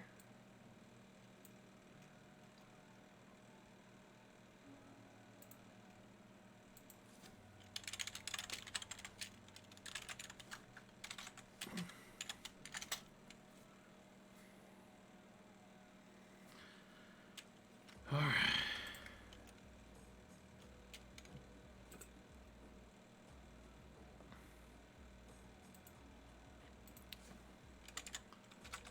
Hey, friend.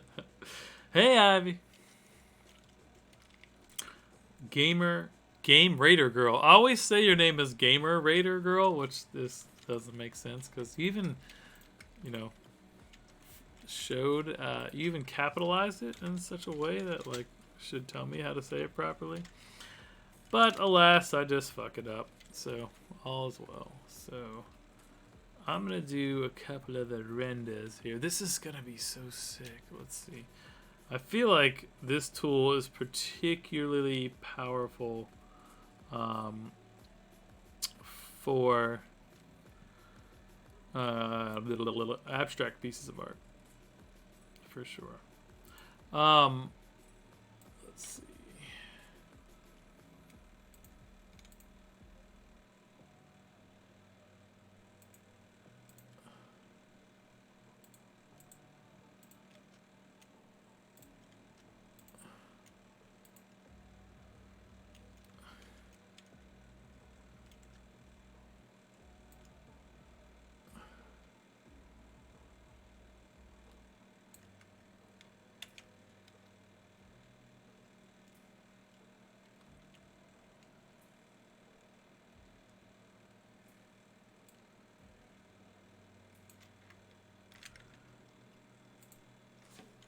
I'm gonna run another Imagine really fast. color Easter Island head at a psychedelic Burning Man festival.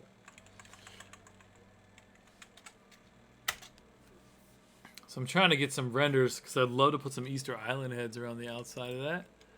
It might be fun just to grab a render, but I'm going to try this Easter Island head. They actually have bodies too. Did anybody know that? They're the Easter Island heads. They dug them down and found out they have entire bodies. They're like these monstrous, ridiculous things, which is pretty cool. So,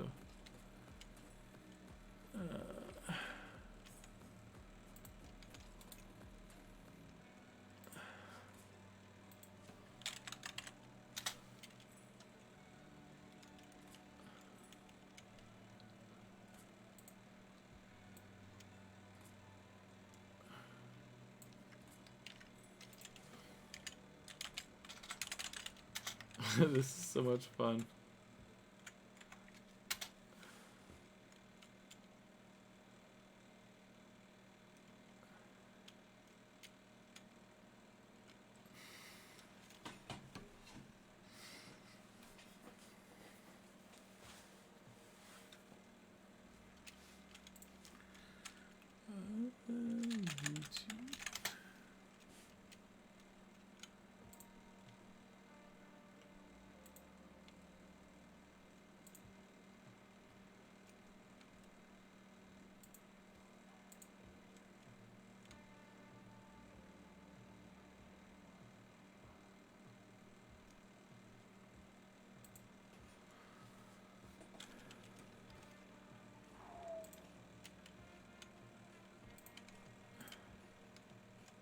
Getting some cool renders. Check these out. So I'm just looking for Easter Island. So what I'm gonna do here is, oh my god, these are fucking sick. I'm gonna drop a bunch of these in. I'm gonna play up the Apex Predator, play up that crowd in the front. It's gonna be fire.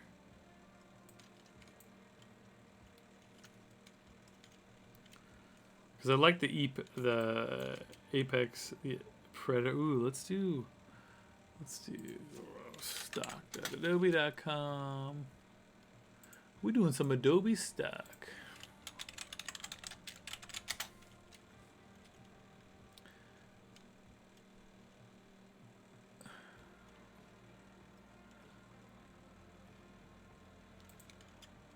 Oh, these are sick. So I'm going to license these.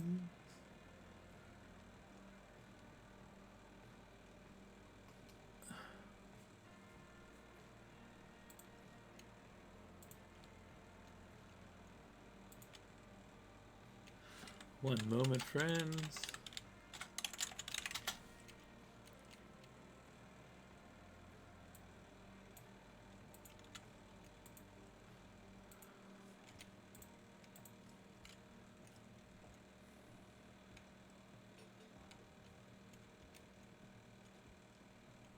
Night, Zach.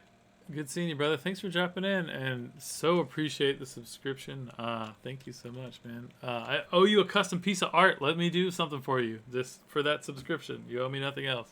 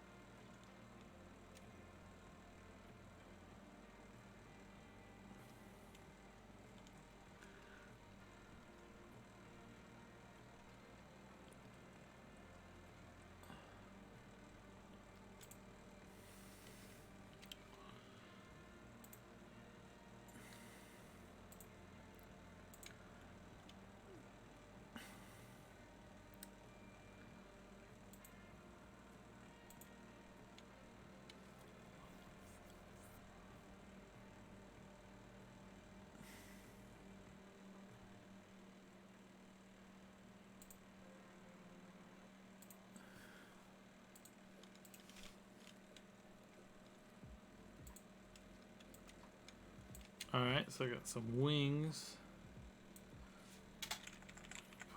there. Gonna do.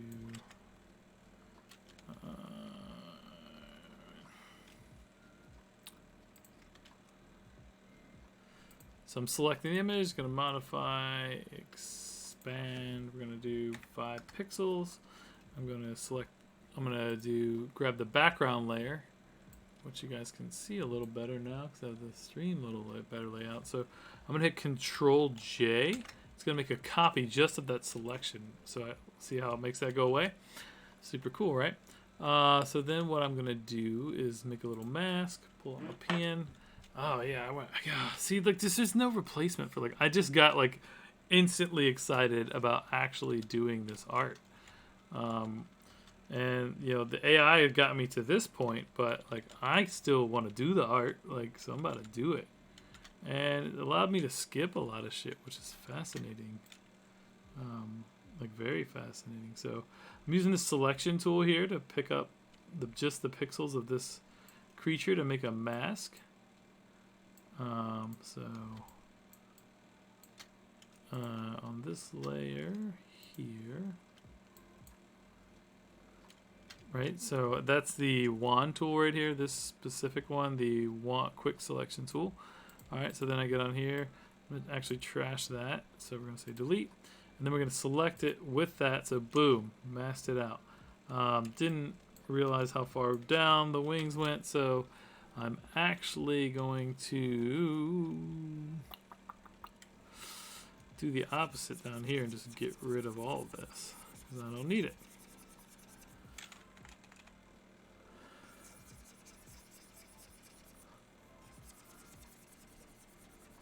Boom.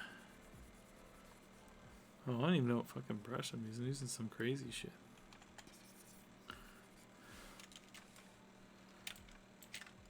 It looks a little more apex predatory. We're gonna rasterize a layer, and I'm gonna, I think, overlay it. Yeah. Or multiply.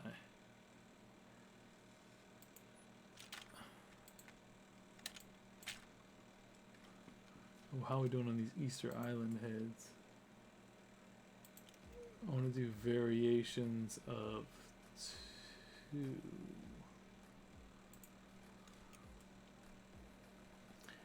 I want to upscale. I want a light upscale. 4.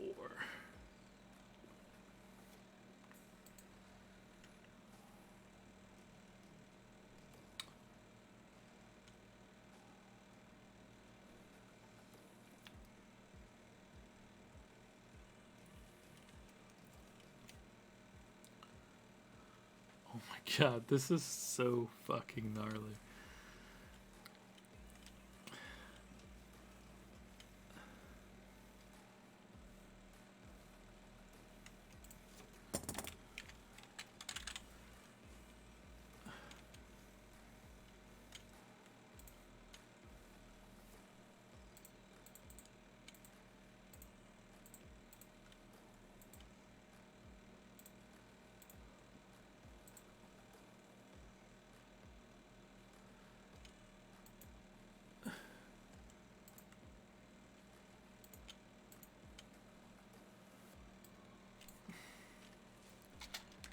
I'm gonna drop these in. Oh, they're gonna be fucking sick. I'm so excited about this right now.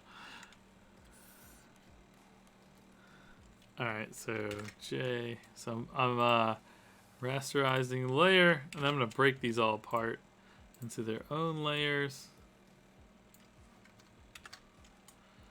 And then move them around in the background. So I am selecting them with the direct selection tool. Then I'm hitting Control Shift J, which makes a new layer via cut. So now they're all on their own layer. But just so you know, you can also go up to, let's see, layers, and then new layer via cut or copy. So, oh, this is gonna be sick.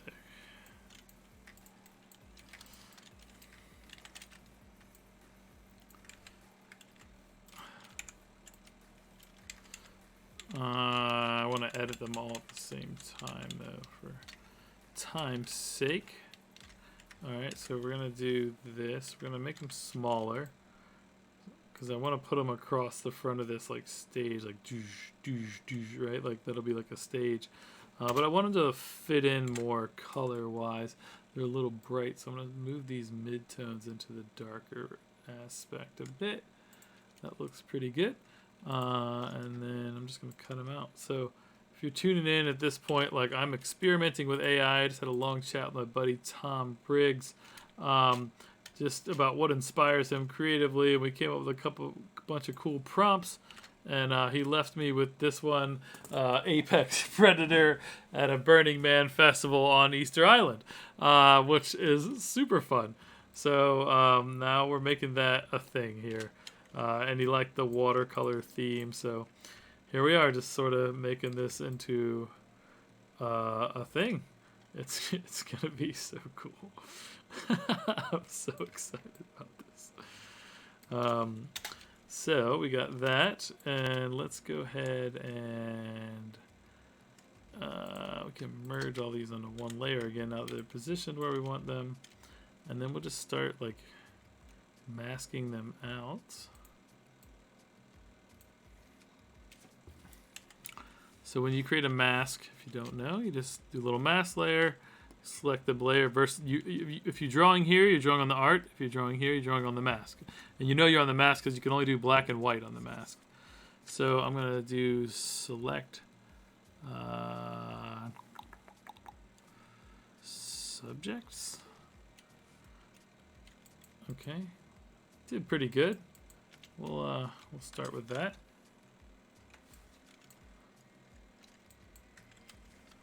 Inverse the selection, and that's just gonna let me knock all that out real quick. Notice some of it works better than others. Dude, this is already fucking fire. This is what I'm talking about. People are like upset about AI. Like, what? This is cool. Like, I can make really sick art really fast. I mean, it doesn't replace what I can do. There's like a level of control that, you know, I like to have, but it's really wild. Like, this is so wild.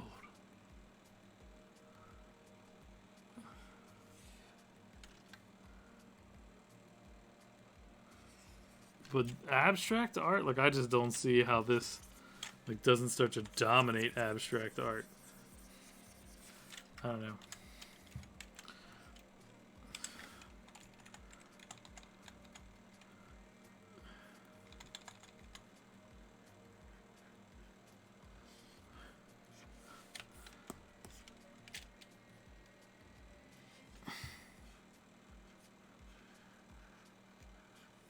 So I'm going to make these kind of look like they're part of this. Here in a bit, do some texture matching. Should be pretty fun. Probably blur these a bit too.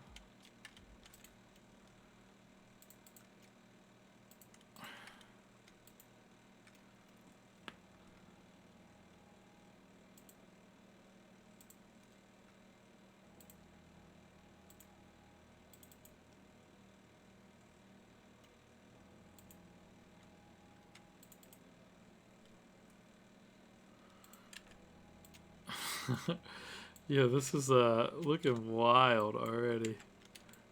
So excited about this.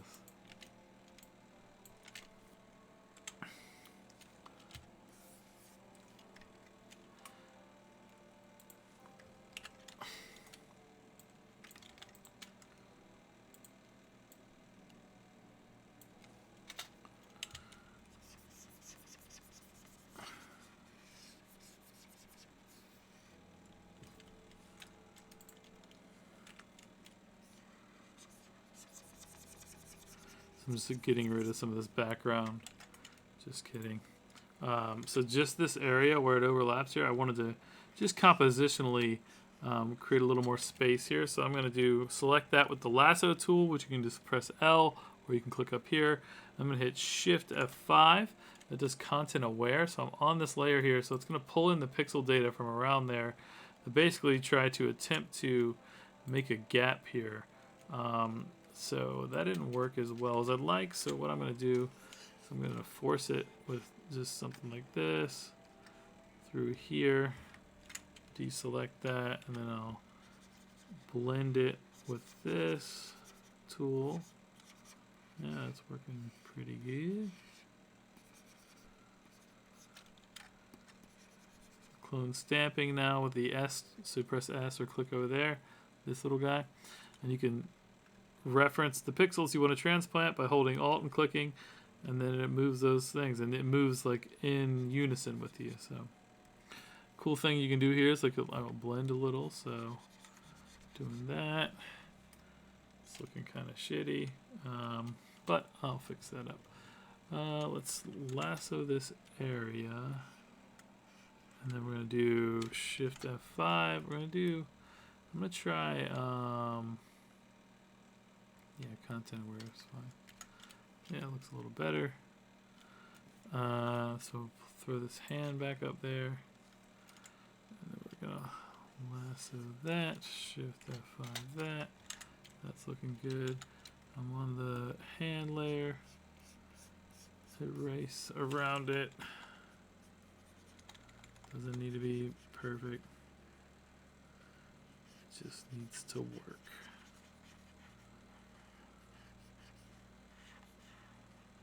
Okay.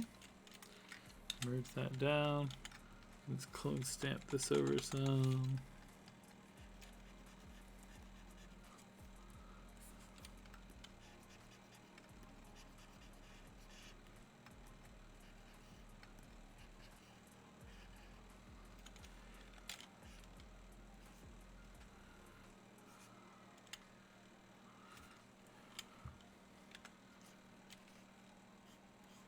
Using that healing brush tool, J. Have it set on proximity match. I could do content aware, see how that works. No, I like proximity match.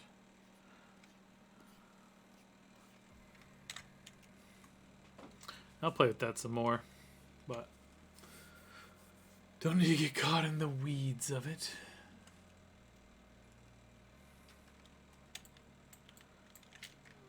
Get over here on this little head over here. So let's do the magnetic lasso.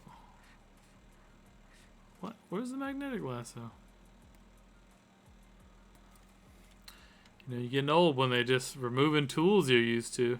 There it is. So magnetic lasso is cool because it like follows. All you have to do is sort of draw on the edge, and it interprets the pixel contrast and then does it for you. Boom. Dude, what are you doing? Fuck you. Wow. Dumpster fire.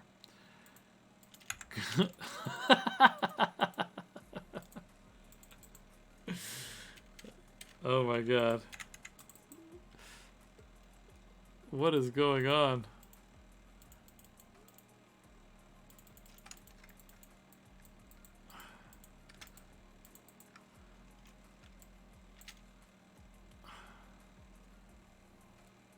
This is not working out for me. The magnetic lasso tool has gone awry.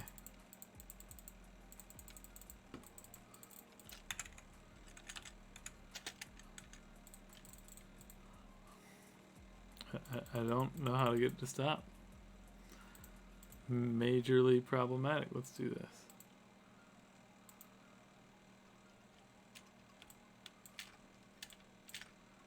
Okay. We're just going to go with the regular old lasso tool. That one got a mind of its own.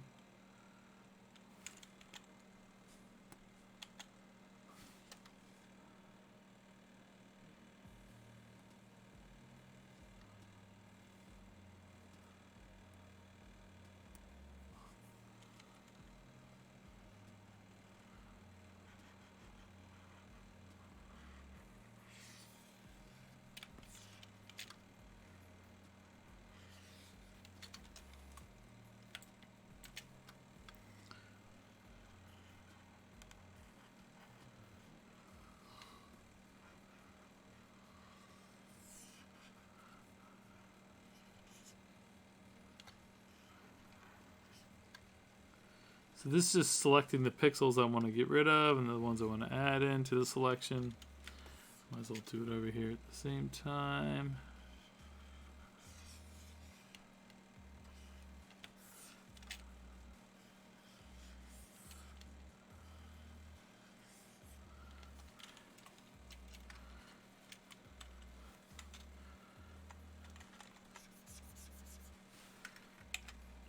Was on the layer, not the mask.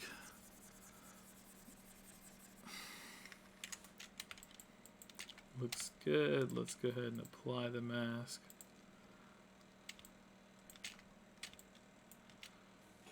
I want to select the faces. I'm going to J. So I want to see what happens. What do we have back there? So let's do Shift F5.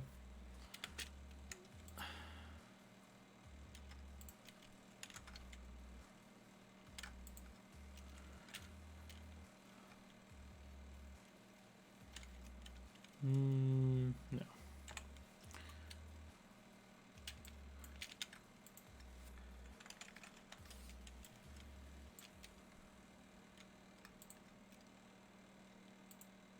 Cool. Current and below. I want to do like just a overlay. Let's see how that looks. So I'm clone stamping data from another layer on top of this to just make it blend a little better. But I don't know if it's going to work.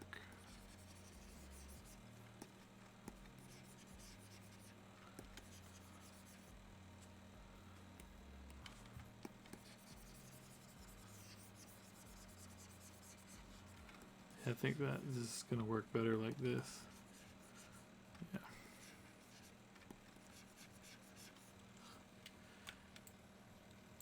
Yeah, that's definitely going to work better.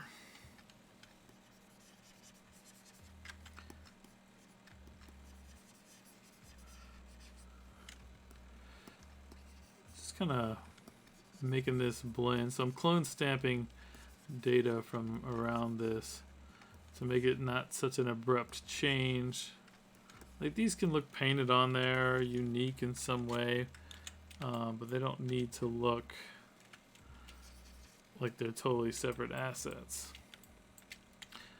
from a totally different machine rendered AI, you know? We're gonna make that all work good.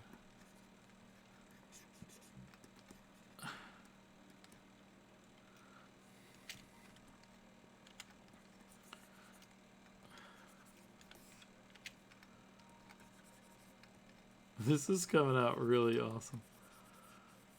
I'm already super jazzed on it.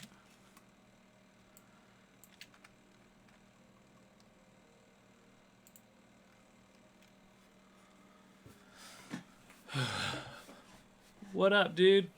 Welcome.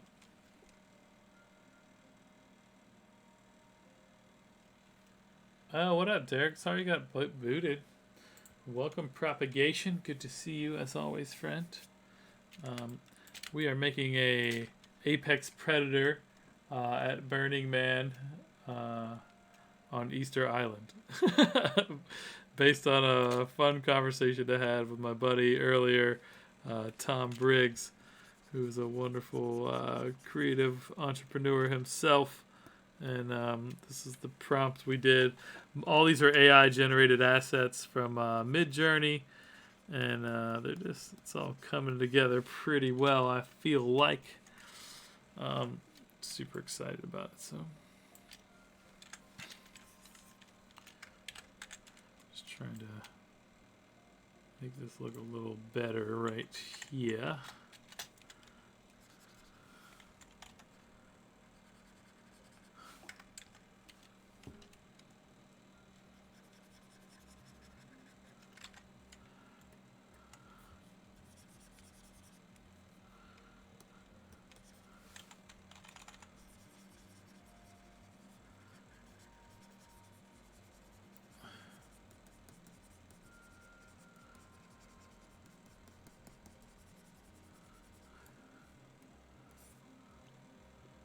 You like my new layout propagation?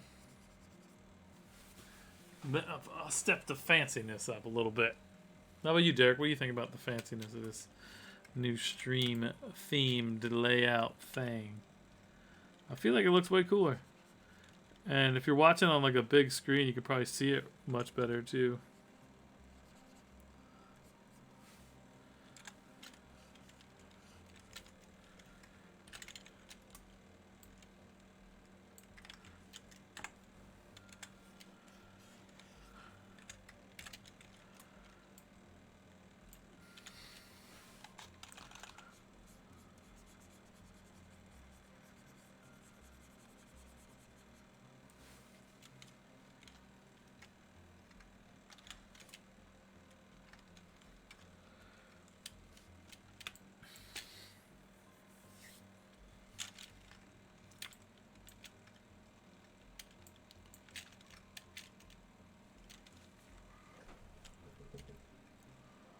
Alright, so I wanted to get more into these apex predator renders.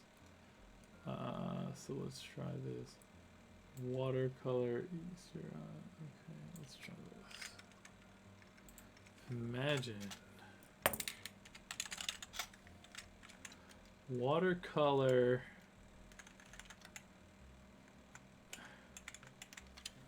apex predator with horns and fangs at a psychedelic Burning Man festival. Yo, we're having so much fun with these props. It's quite silly. Hey, when you guys jumped in the stream, did you have to watch an ad? Am I doing ad revenue? Did I turn that on? I'm fascinated by this.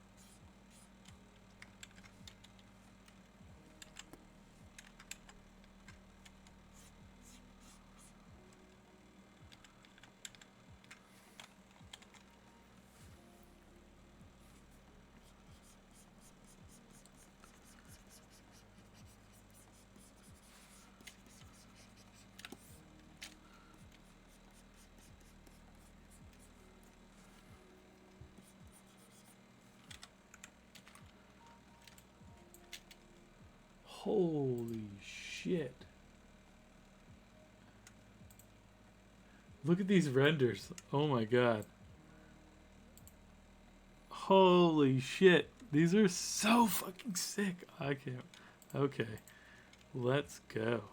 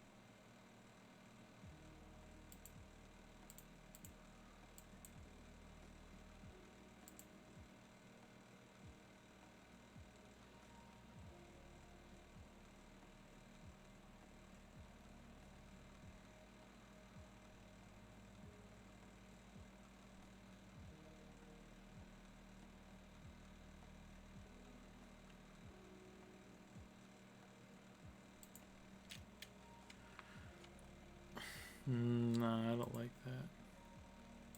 Vivid light's cool though.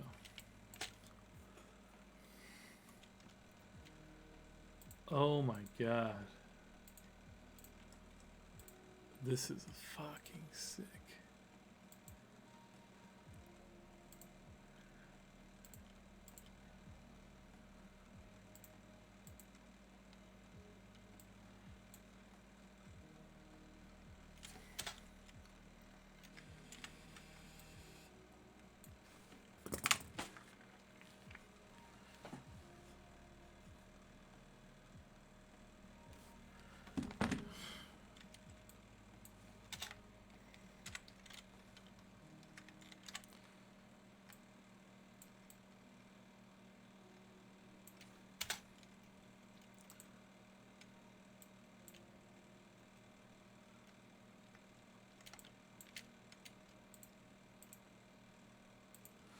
So I'm just made this face on the old Midjourney.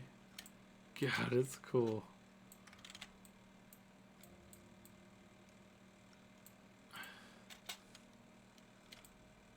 Holy shit, that's cool. Oh, some of these are even cooler though. Oh, look at the freaking crazy body on this.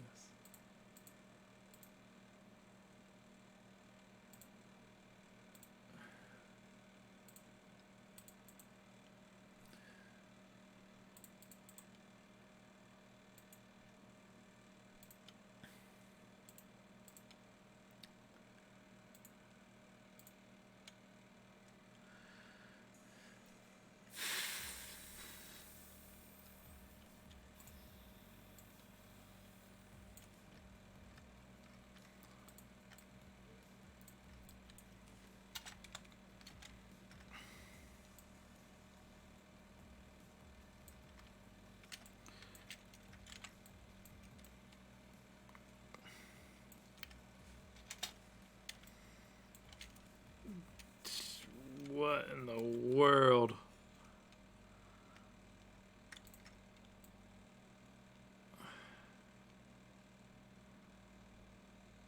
Oh, I don't know. I kind of like this whole other head better.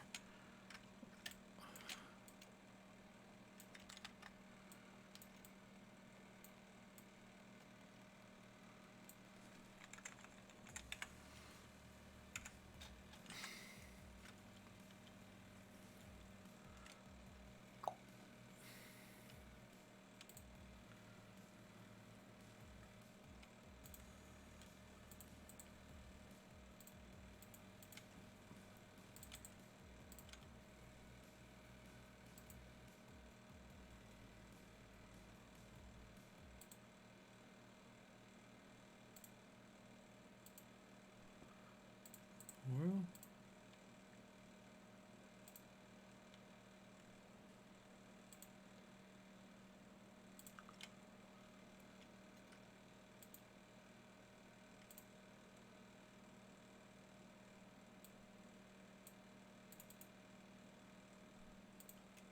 Still figuring all this stuff out, but man, it's coming together. I think I like this.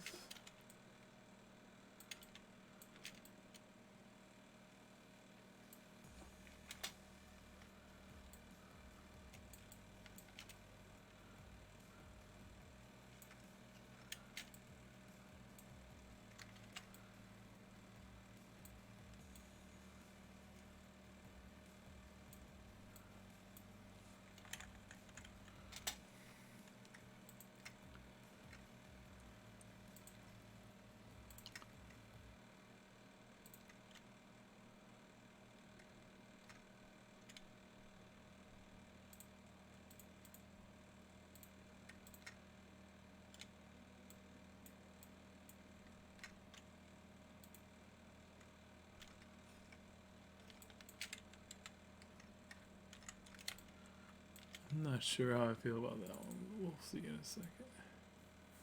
This is wild. What a cool prompt. So like that was cool. Like the whole collaboration with Tom is that like, I wouldn't have come up with this without Tom. Like, this was Tom's idea. I'm just using AI to help bring it to life. So this in itself is its own kind of fun little experiment in that level.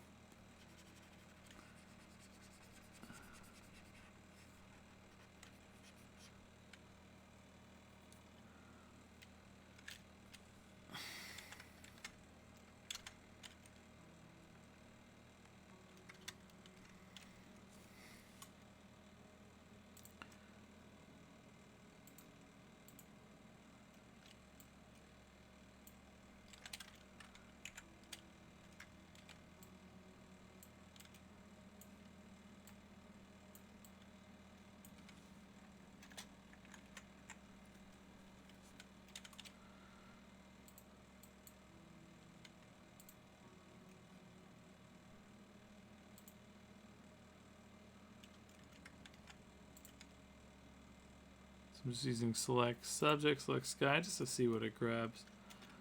That looks pretty good to me.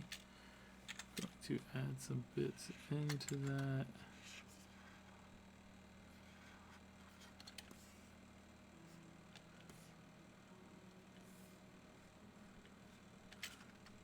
Gonna remove some bits from this.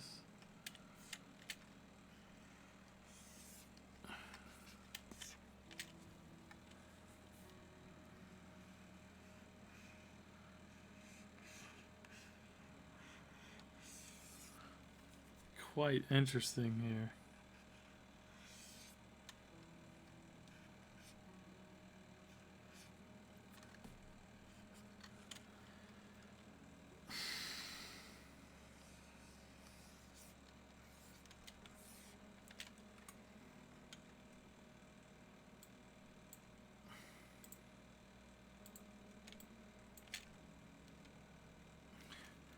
I don't know that I want any of this up here, although it is kind of cool.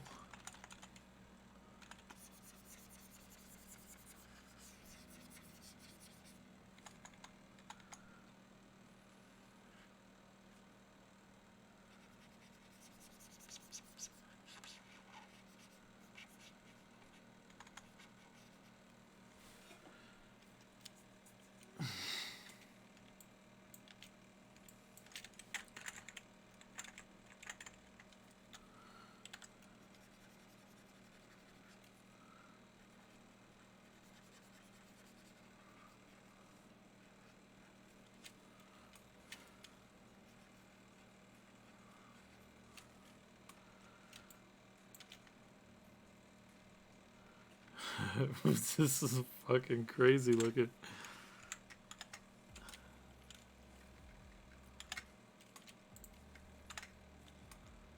What in the world? You. Oh.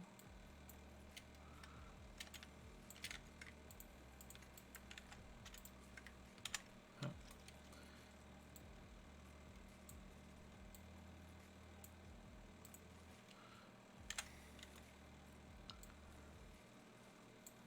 Just playing with the levels here. Control L will get you on the level screen. I just feel like we need some like major teeth here though, you know.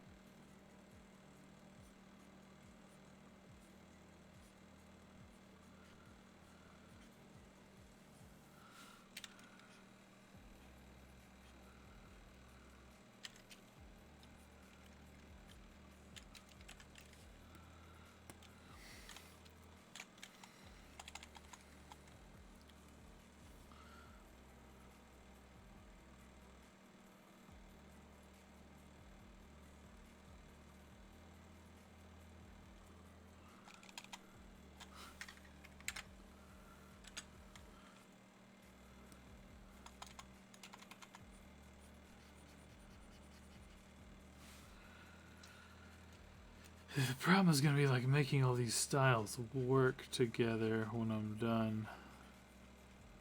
It's alright. We'll figure that out at the end.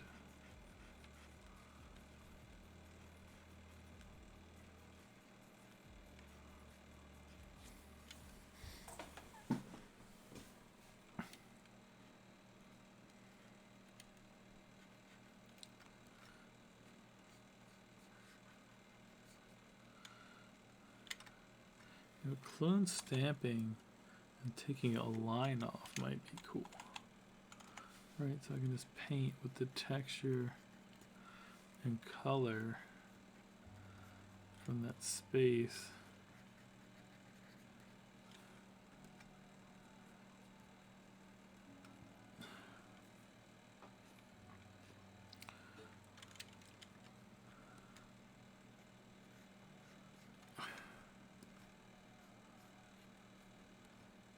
I can only really get away with this because it's so abstract, but I think this is gonna work.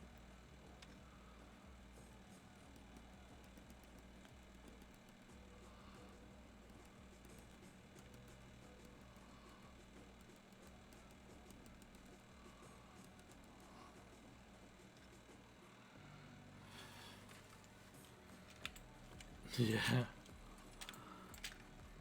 it's working.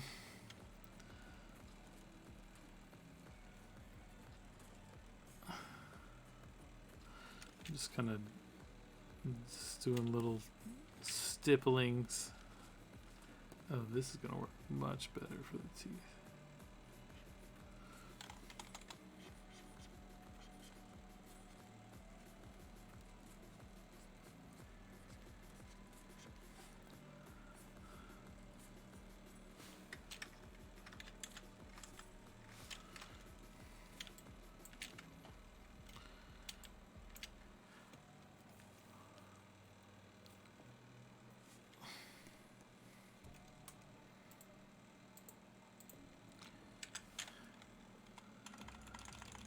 Alright, so I'm doing back on my brush tool. I'm gonna do knock the opacity way back. I wanna like actually let some of this atmosphere through. I don't like the way this brush is working. Let's turn the flow up. Yeah. I just wanted to kind of blend out nice. This brush looks just like shit. Let's do a chunky kind of textury brush. There we go. Like I want this kind of emanating fuzziness with some texture from all around the head. Like the head itself has this energy coming off of it, you know?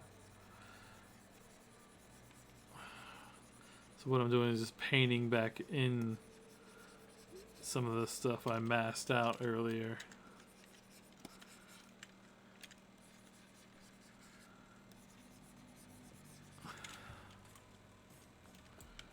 Wow, it looks really gnarly.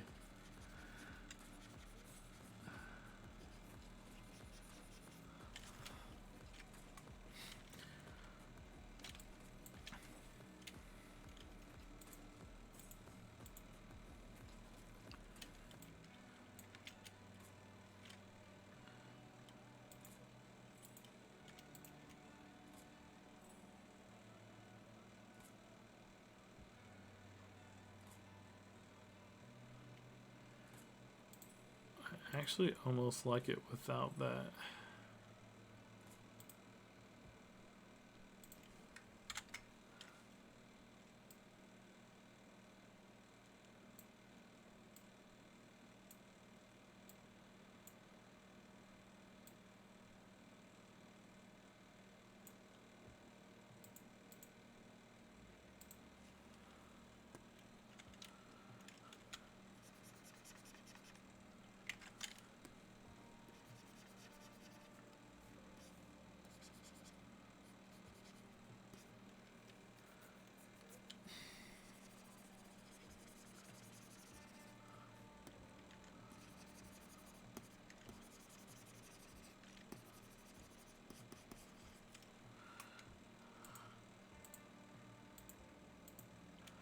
Oh, I had the wrong consciousness there. There we go.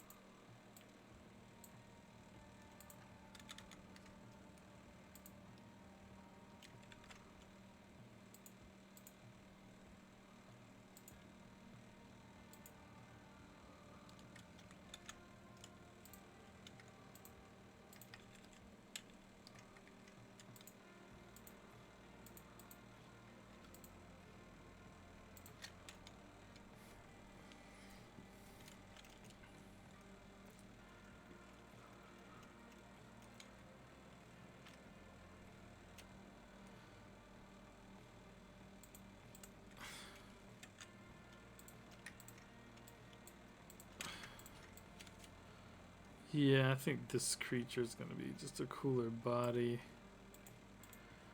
I think we're going to end up losing the whole body from the original, which is fine.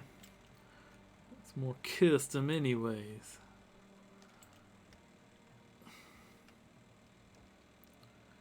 Alright, so let's do this.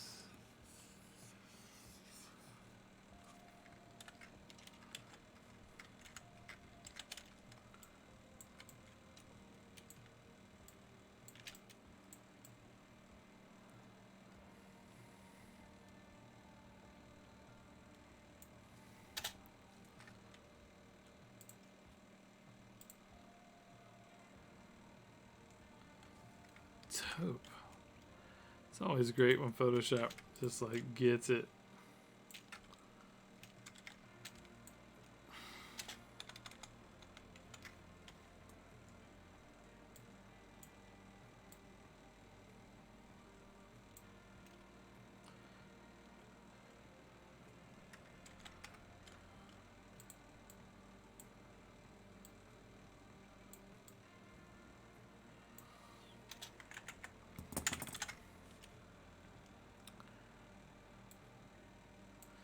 So like one of the things that I've always been most comfortable with is photo bashing.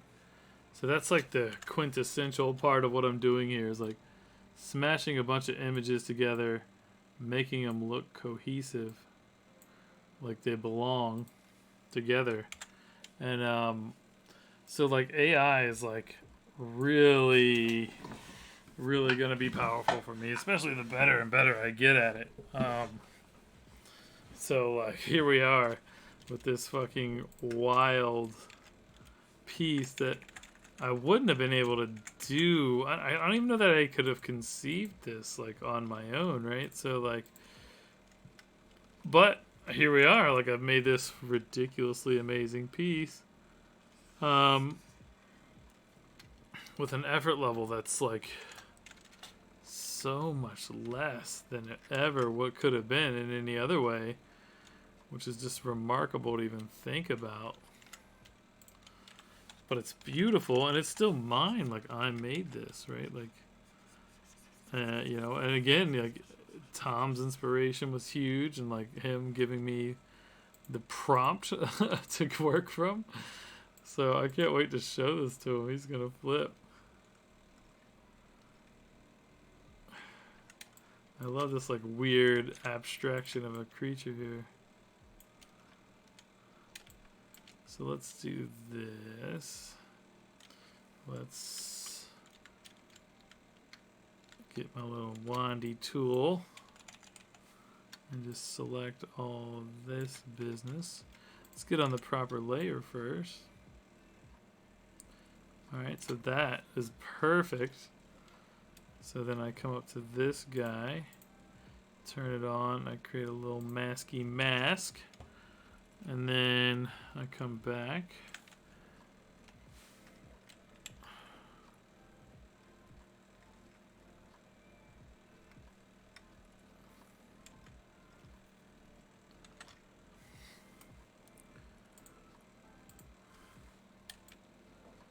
That is what I wanted to do. So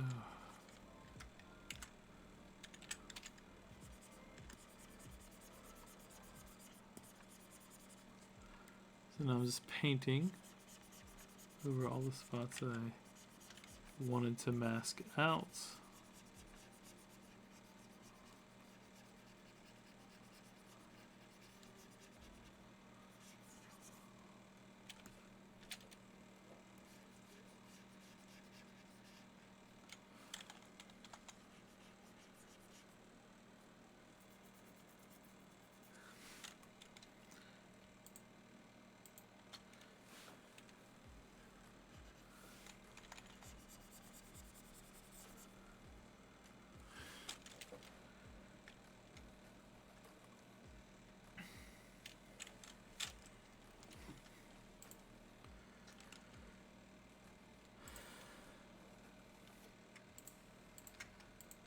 So I'm just holding Alt, and if you click on the eyeball, it turns just that layer on. Super useful tool. I'm going to now try just to select this figure. and I'm using that cool little. It's like a magic selection tool. What's it called? It is the quick selection tool. Finds the edges of something for you, which is probably why they got rid of the magnetic lasso. Because this does it way more effectively.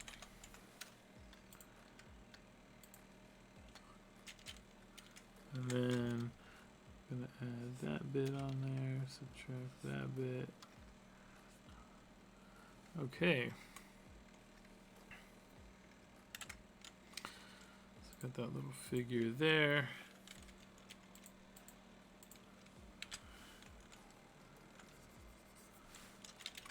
I love all these people, like it so works as people.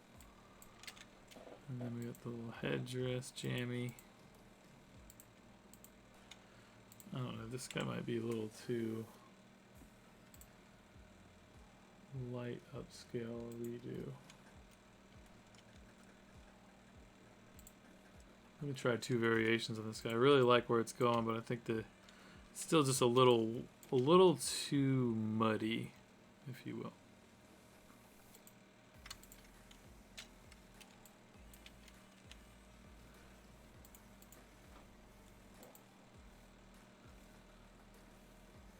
Holy bananas.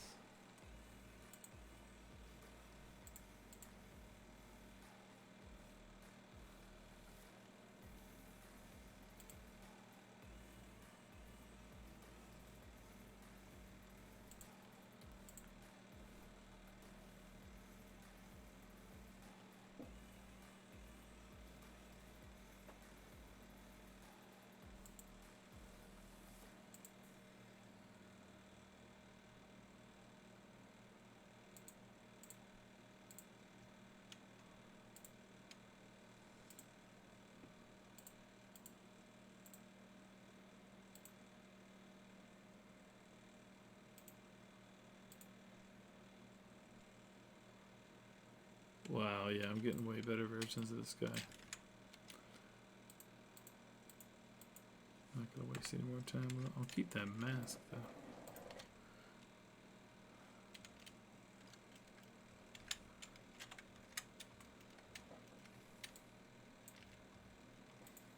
How's everybody enjoying this? Anybody is this coming together pretty cool? I'm gonna try to be done in the next 20 minutes. So I can go to bed at a reasonable hour. Get back to working tomorrow.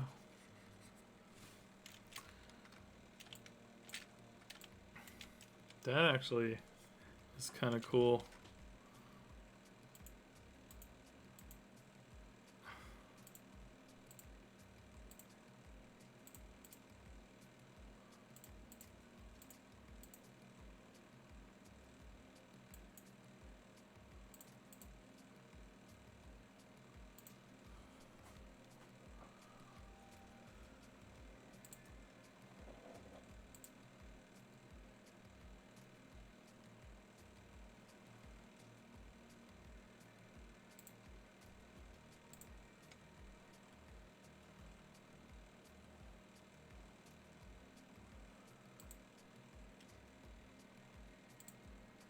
God, some of this stuff's just so wild looking. I love it.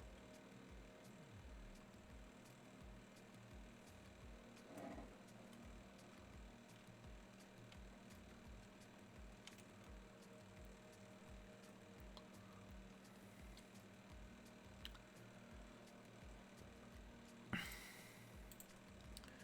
think I rendered some crazy cosmic stars and shit. Before, let me have a look. See, AI renders. Yeah.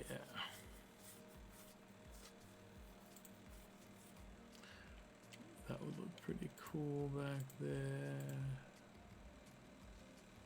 I'll pull this in, scale it up.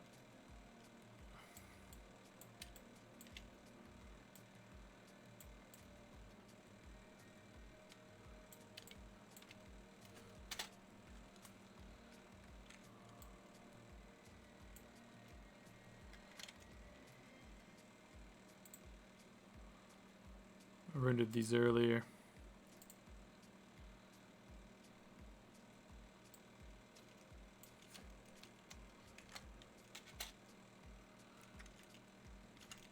Cool.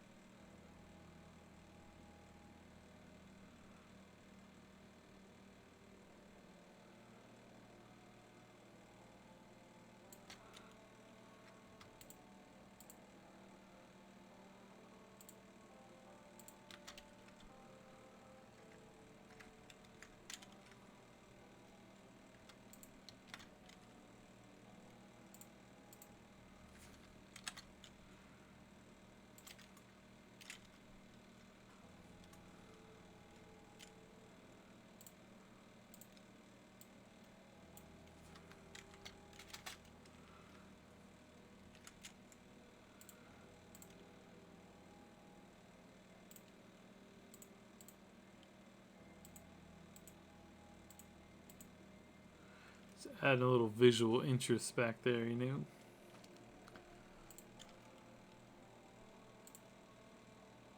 I'm gonna blur the mask a little bit too, so it's not so abrupt. I think like 3 pixels would be fine. And then I think like vivid light. Let's see what that does. Soft light, hard light, vivid light. Hard light's good.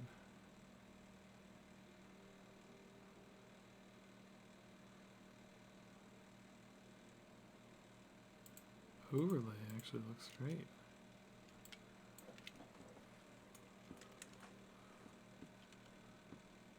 I think we're getting close, friends. Anybody else into this?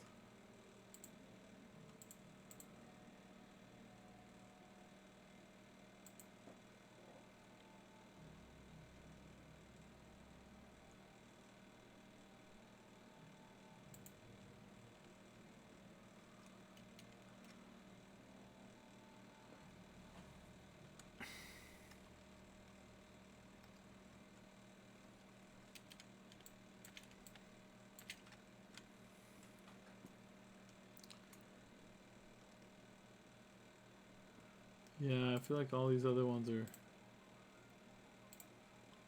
a little. I've got other like renders that are interesting, but I just don't know if they're better or not.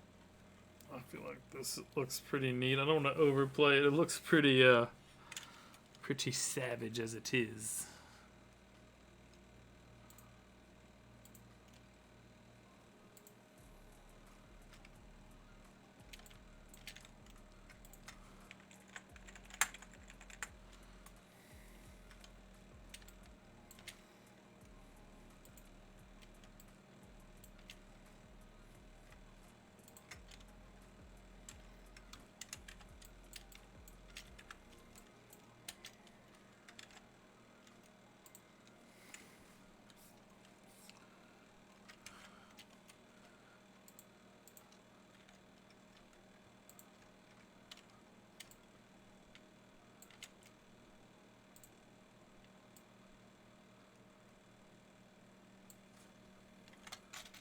So there was some pixel problems over there, so I just, nope, I'm selecting the edge of it, doing that, hit Shift F5, it's going to render just those pixels in there, so the little details right there.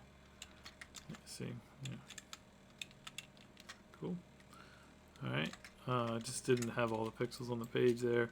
I don't like this little haziness around here, so I'm going to...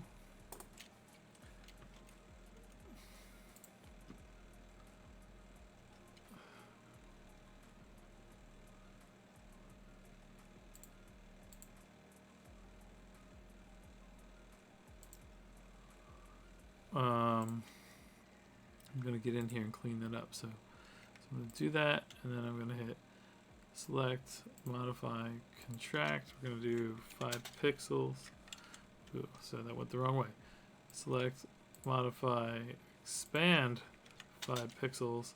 Then we're going to select, modify, no, go away. Select, modify, feather, 2 pixels. Alright, and now I'm going to delete the mask.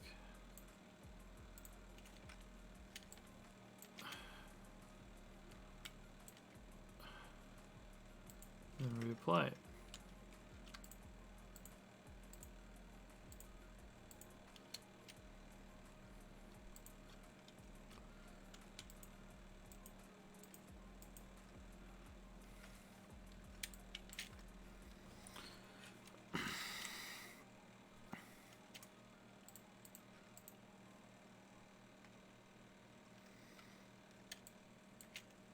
Oh, man, I think this is cool as shit.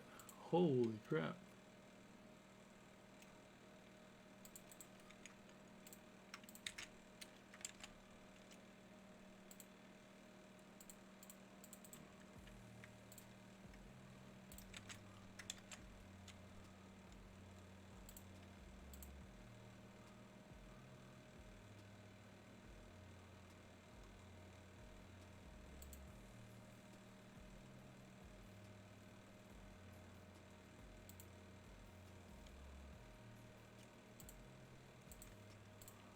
So here's some variations that I made. I just wonder, like, what would some of this look like?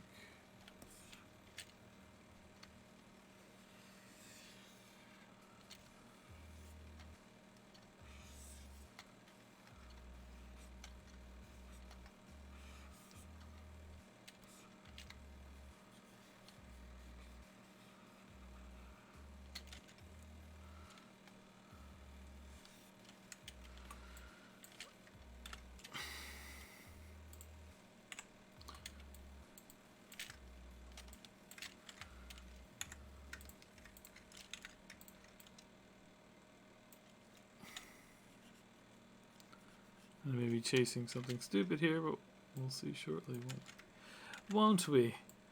If this adds any visual interest, really. Like, that's pretty much what it boils down to.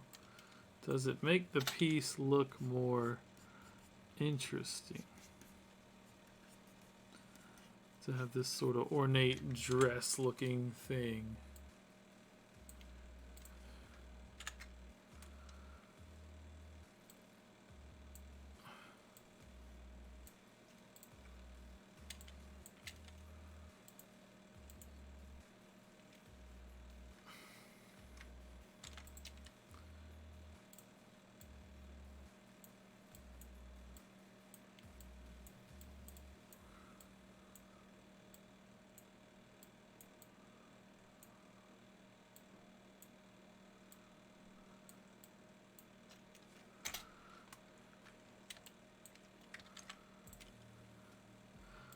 This thing's gonna get the wooks all hyped up. I follow an Instagram page called like the Festivalist or something, I think. It is hilarious. There's some good shit on there. For sure.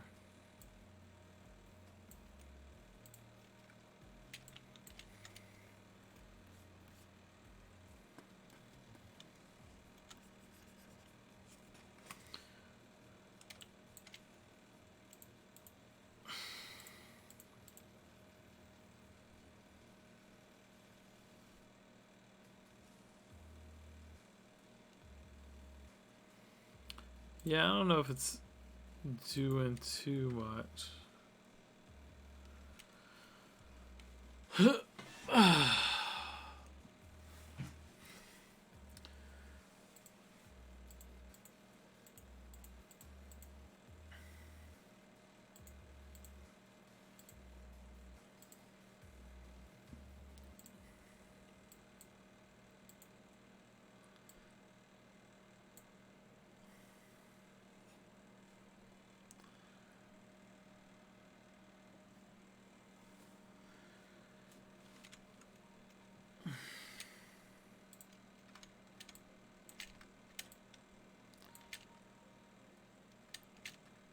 Yeah, I don't know. I think it does something. I don't know what, but it's something.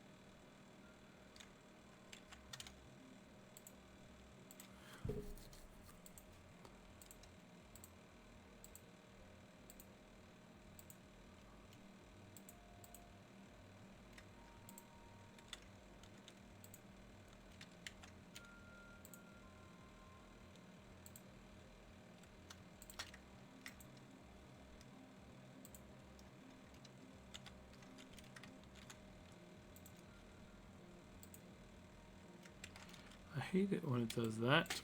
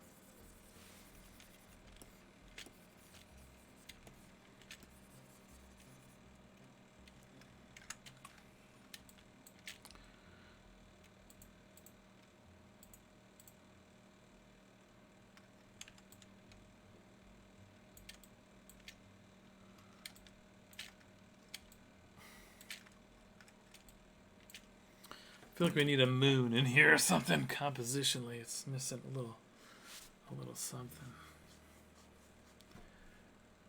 Maybe we can put one of my dad's crazy faces in here. Let's see. Let's go in the art bank. No.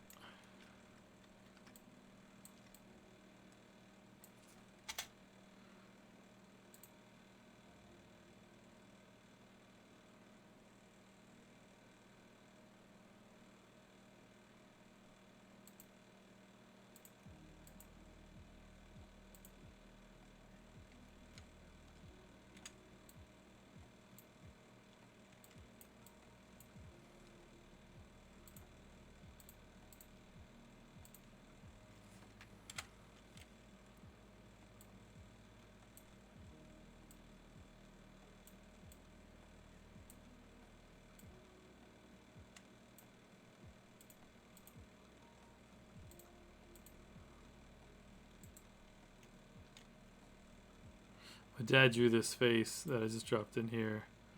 His last Christmas before he died. It's really painful and sorrowful. He loved it though. Like he loved the expression of the piece, but I have it on the wall. It's just painful to look at.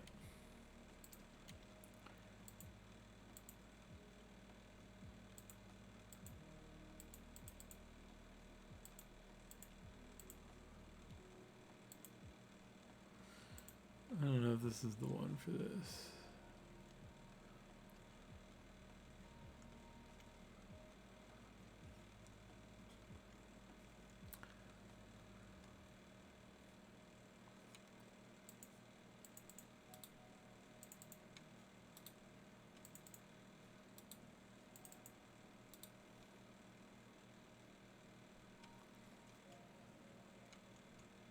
I'm going to put a psychedelic moon and stars in here.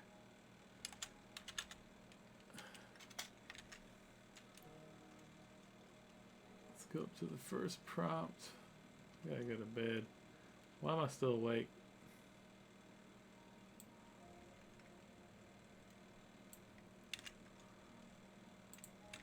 So I'm going to do watercolor, psychedelic,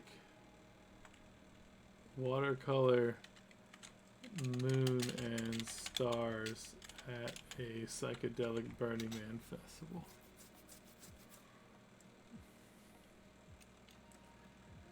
Let's get something thrown up in the background. I feel like we'll be there. This is crazy. Yeah, it's coming up with something. It's going to be sweet.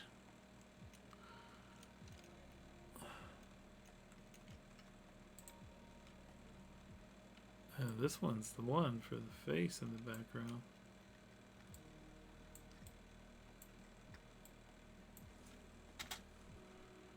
It's like a god face or something.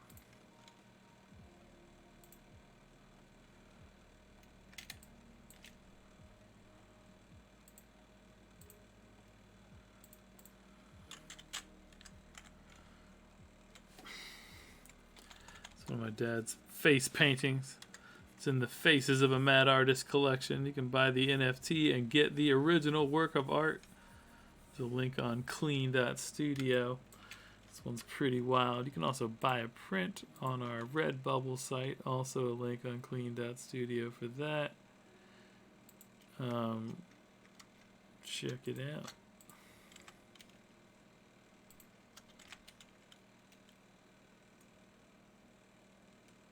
Holy crap-a-moly. These look really dope.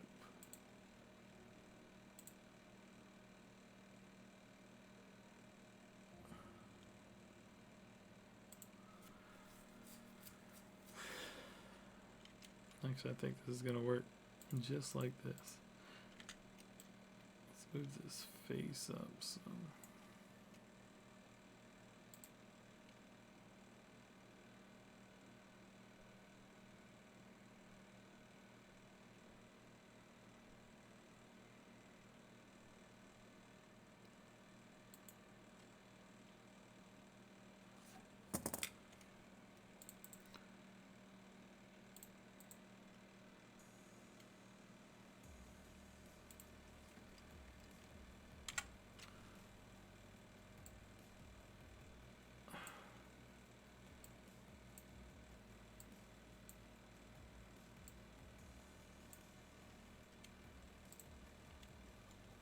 This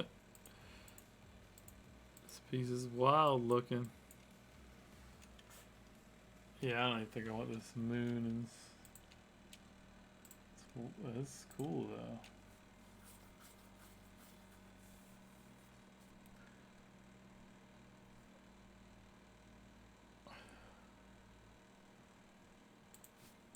All right.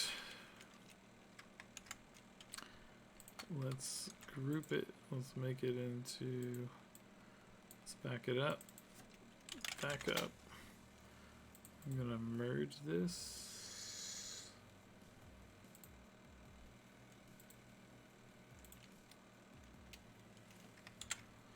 And play with all the contrast.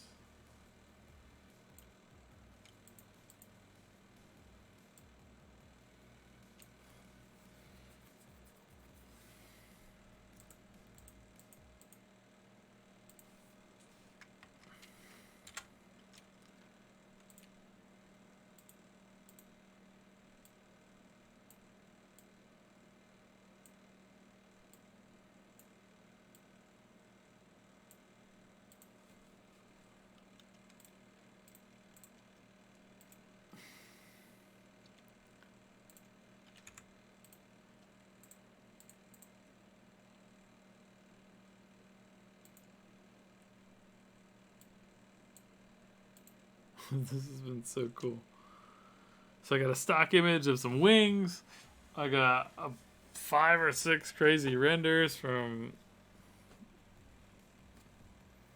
whatever the fuck this thing, Midjourney. A couple other AIs we have. I could probably try those out in the future. But I think we came up with something super dope here.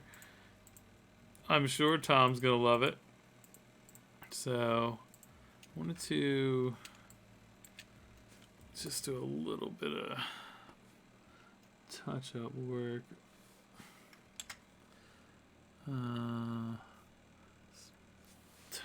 that strength down a bit. Let's do this. Let's go in and grab these wings. Where are the wings?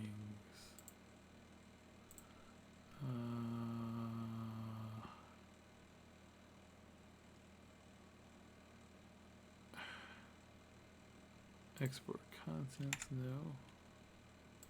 I think this is a smart layer, right? Yeah.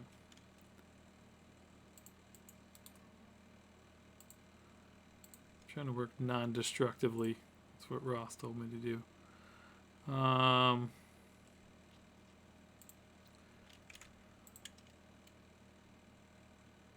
are the layers? Boom. Okay, we're going to do figure. And then we'll do that. Okay. Cool. This is just in the backup layer. And then we're gonna select, modify, border. We're gonna do 5 pixels. Nope, it needs to be bigger than that. We're gonna do select, modify, border. We're gonna do 25 pixels. Boom. Alright, and then I'm going to lasso and remove all of this business. Right, because I don't need that. And I don't need any of this. Cool. So we're gonna Shift F5, let's see what that looks like.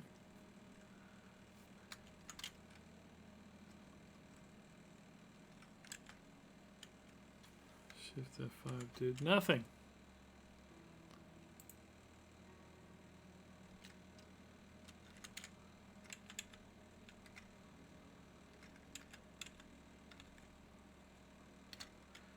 Okay.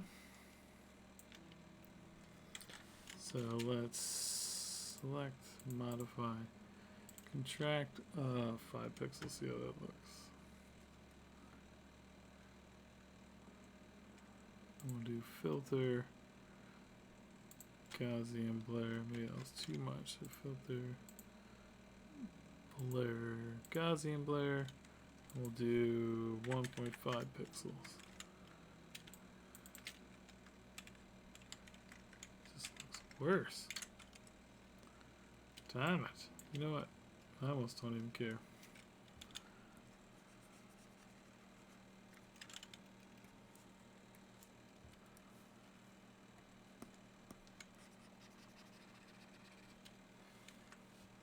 See what happens when I do this.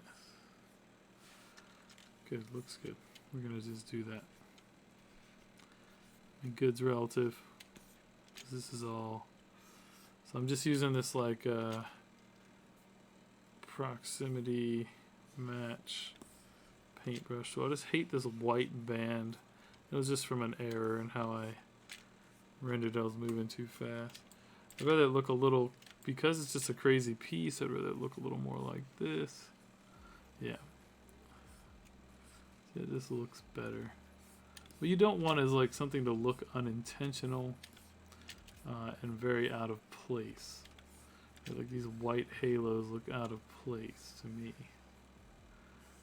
It's probably just because I know how I made this. And it sort of is what it is, but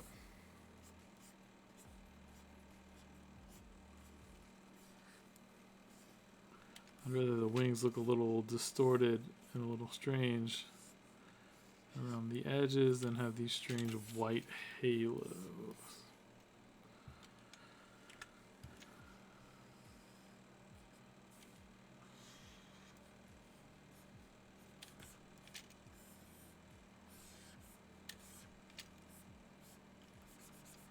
Don't like that at all.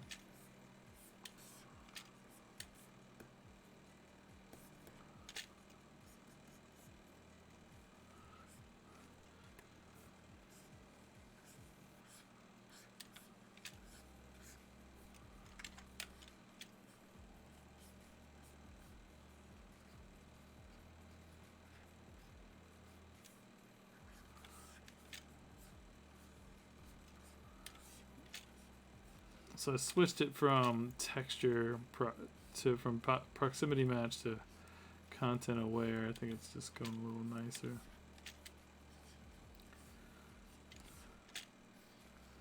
Sure, there's a faster way to do this, but sometimes you just gotta do it whatever way works. You don't want to disrupt the flow too much. The creative flow is important. So J is the hotkey for this once again.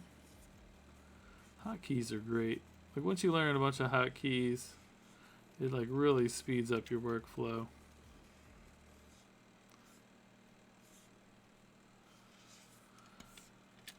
Oh man.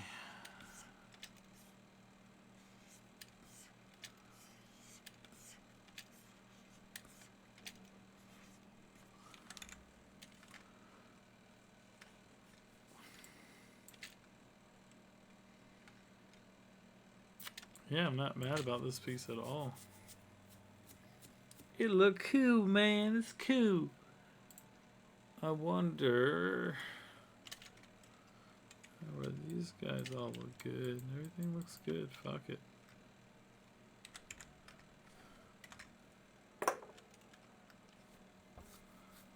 Yo, this is wild.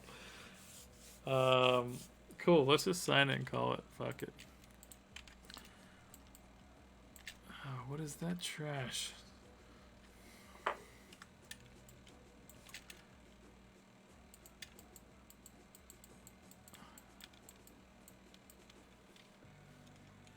See this little white line here? It's from where I did that content aware piece. Of course, I did it on the wrong layer.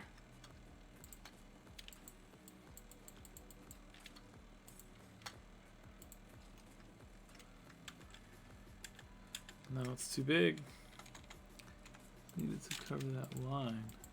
So I click there, and then I hold shift and click up here, and it makes a perfectly straight line to cover that straight line.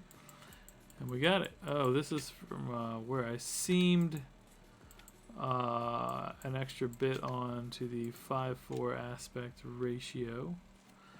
It looks like it's worked out just fine now. I could do a filter noise. What's despeckle do?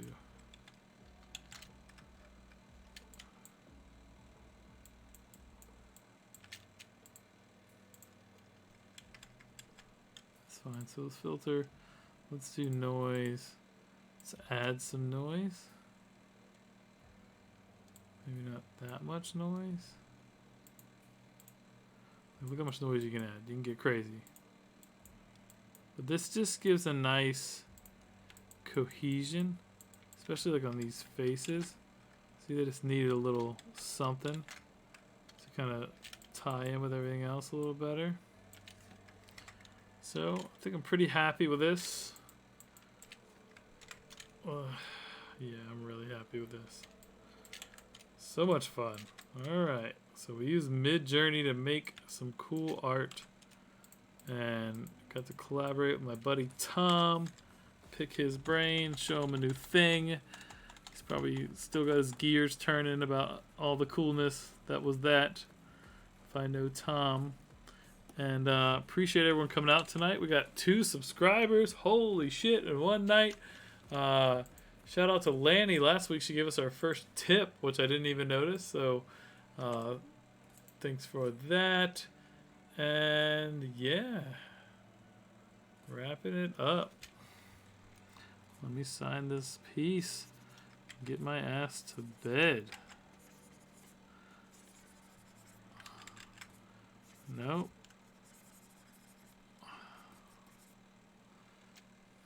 Let's see here. Tweak that a little bit. What is the date on the today? Is the 9/29/22.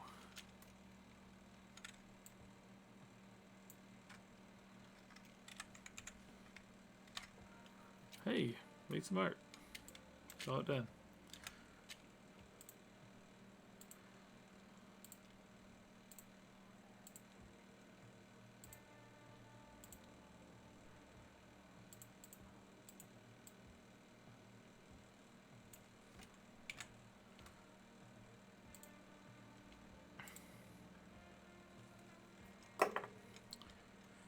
That's it. That was fun. Thank you guys. I will be seeing ya next week.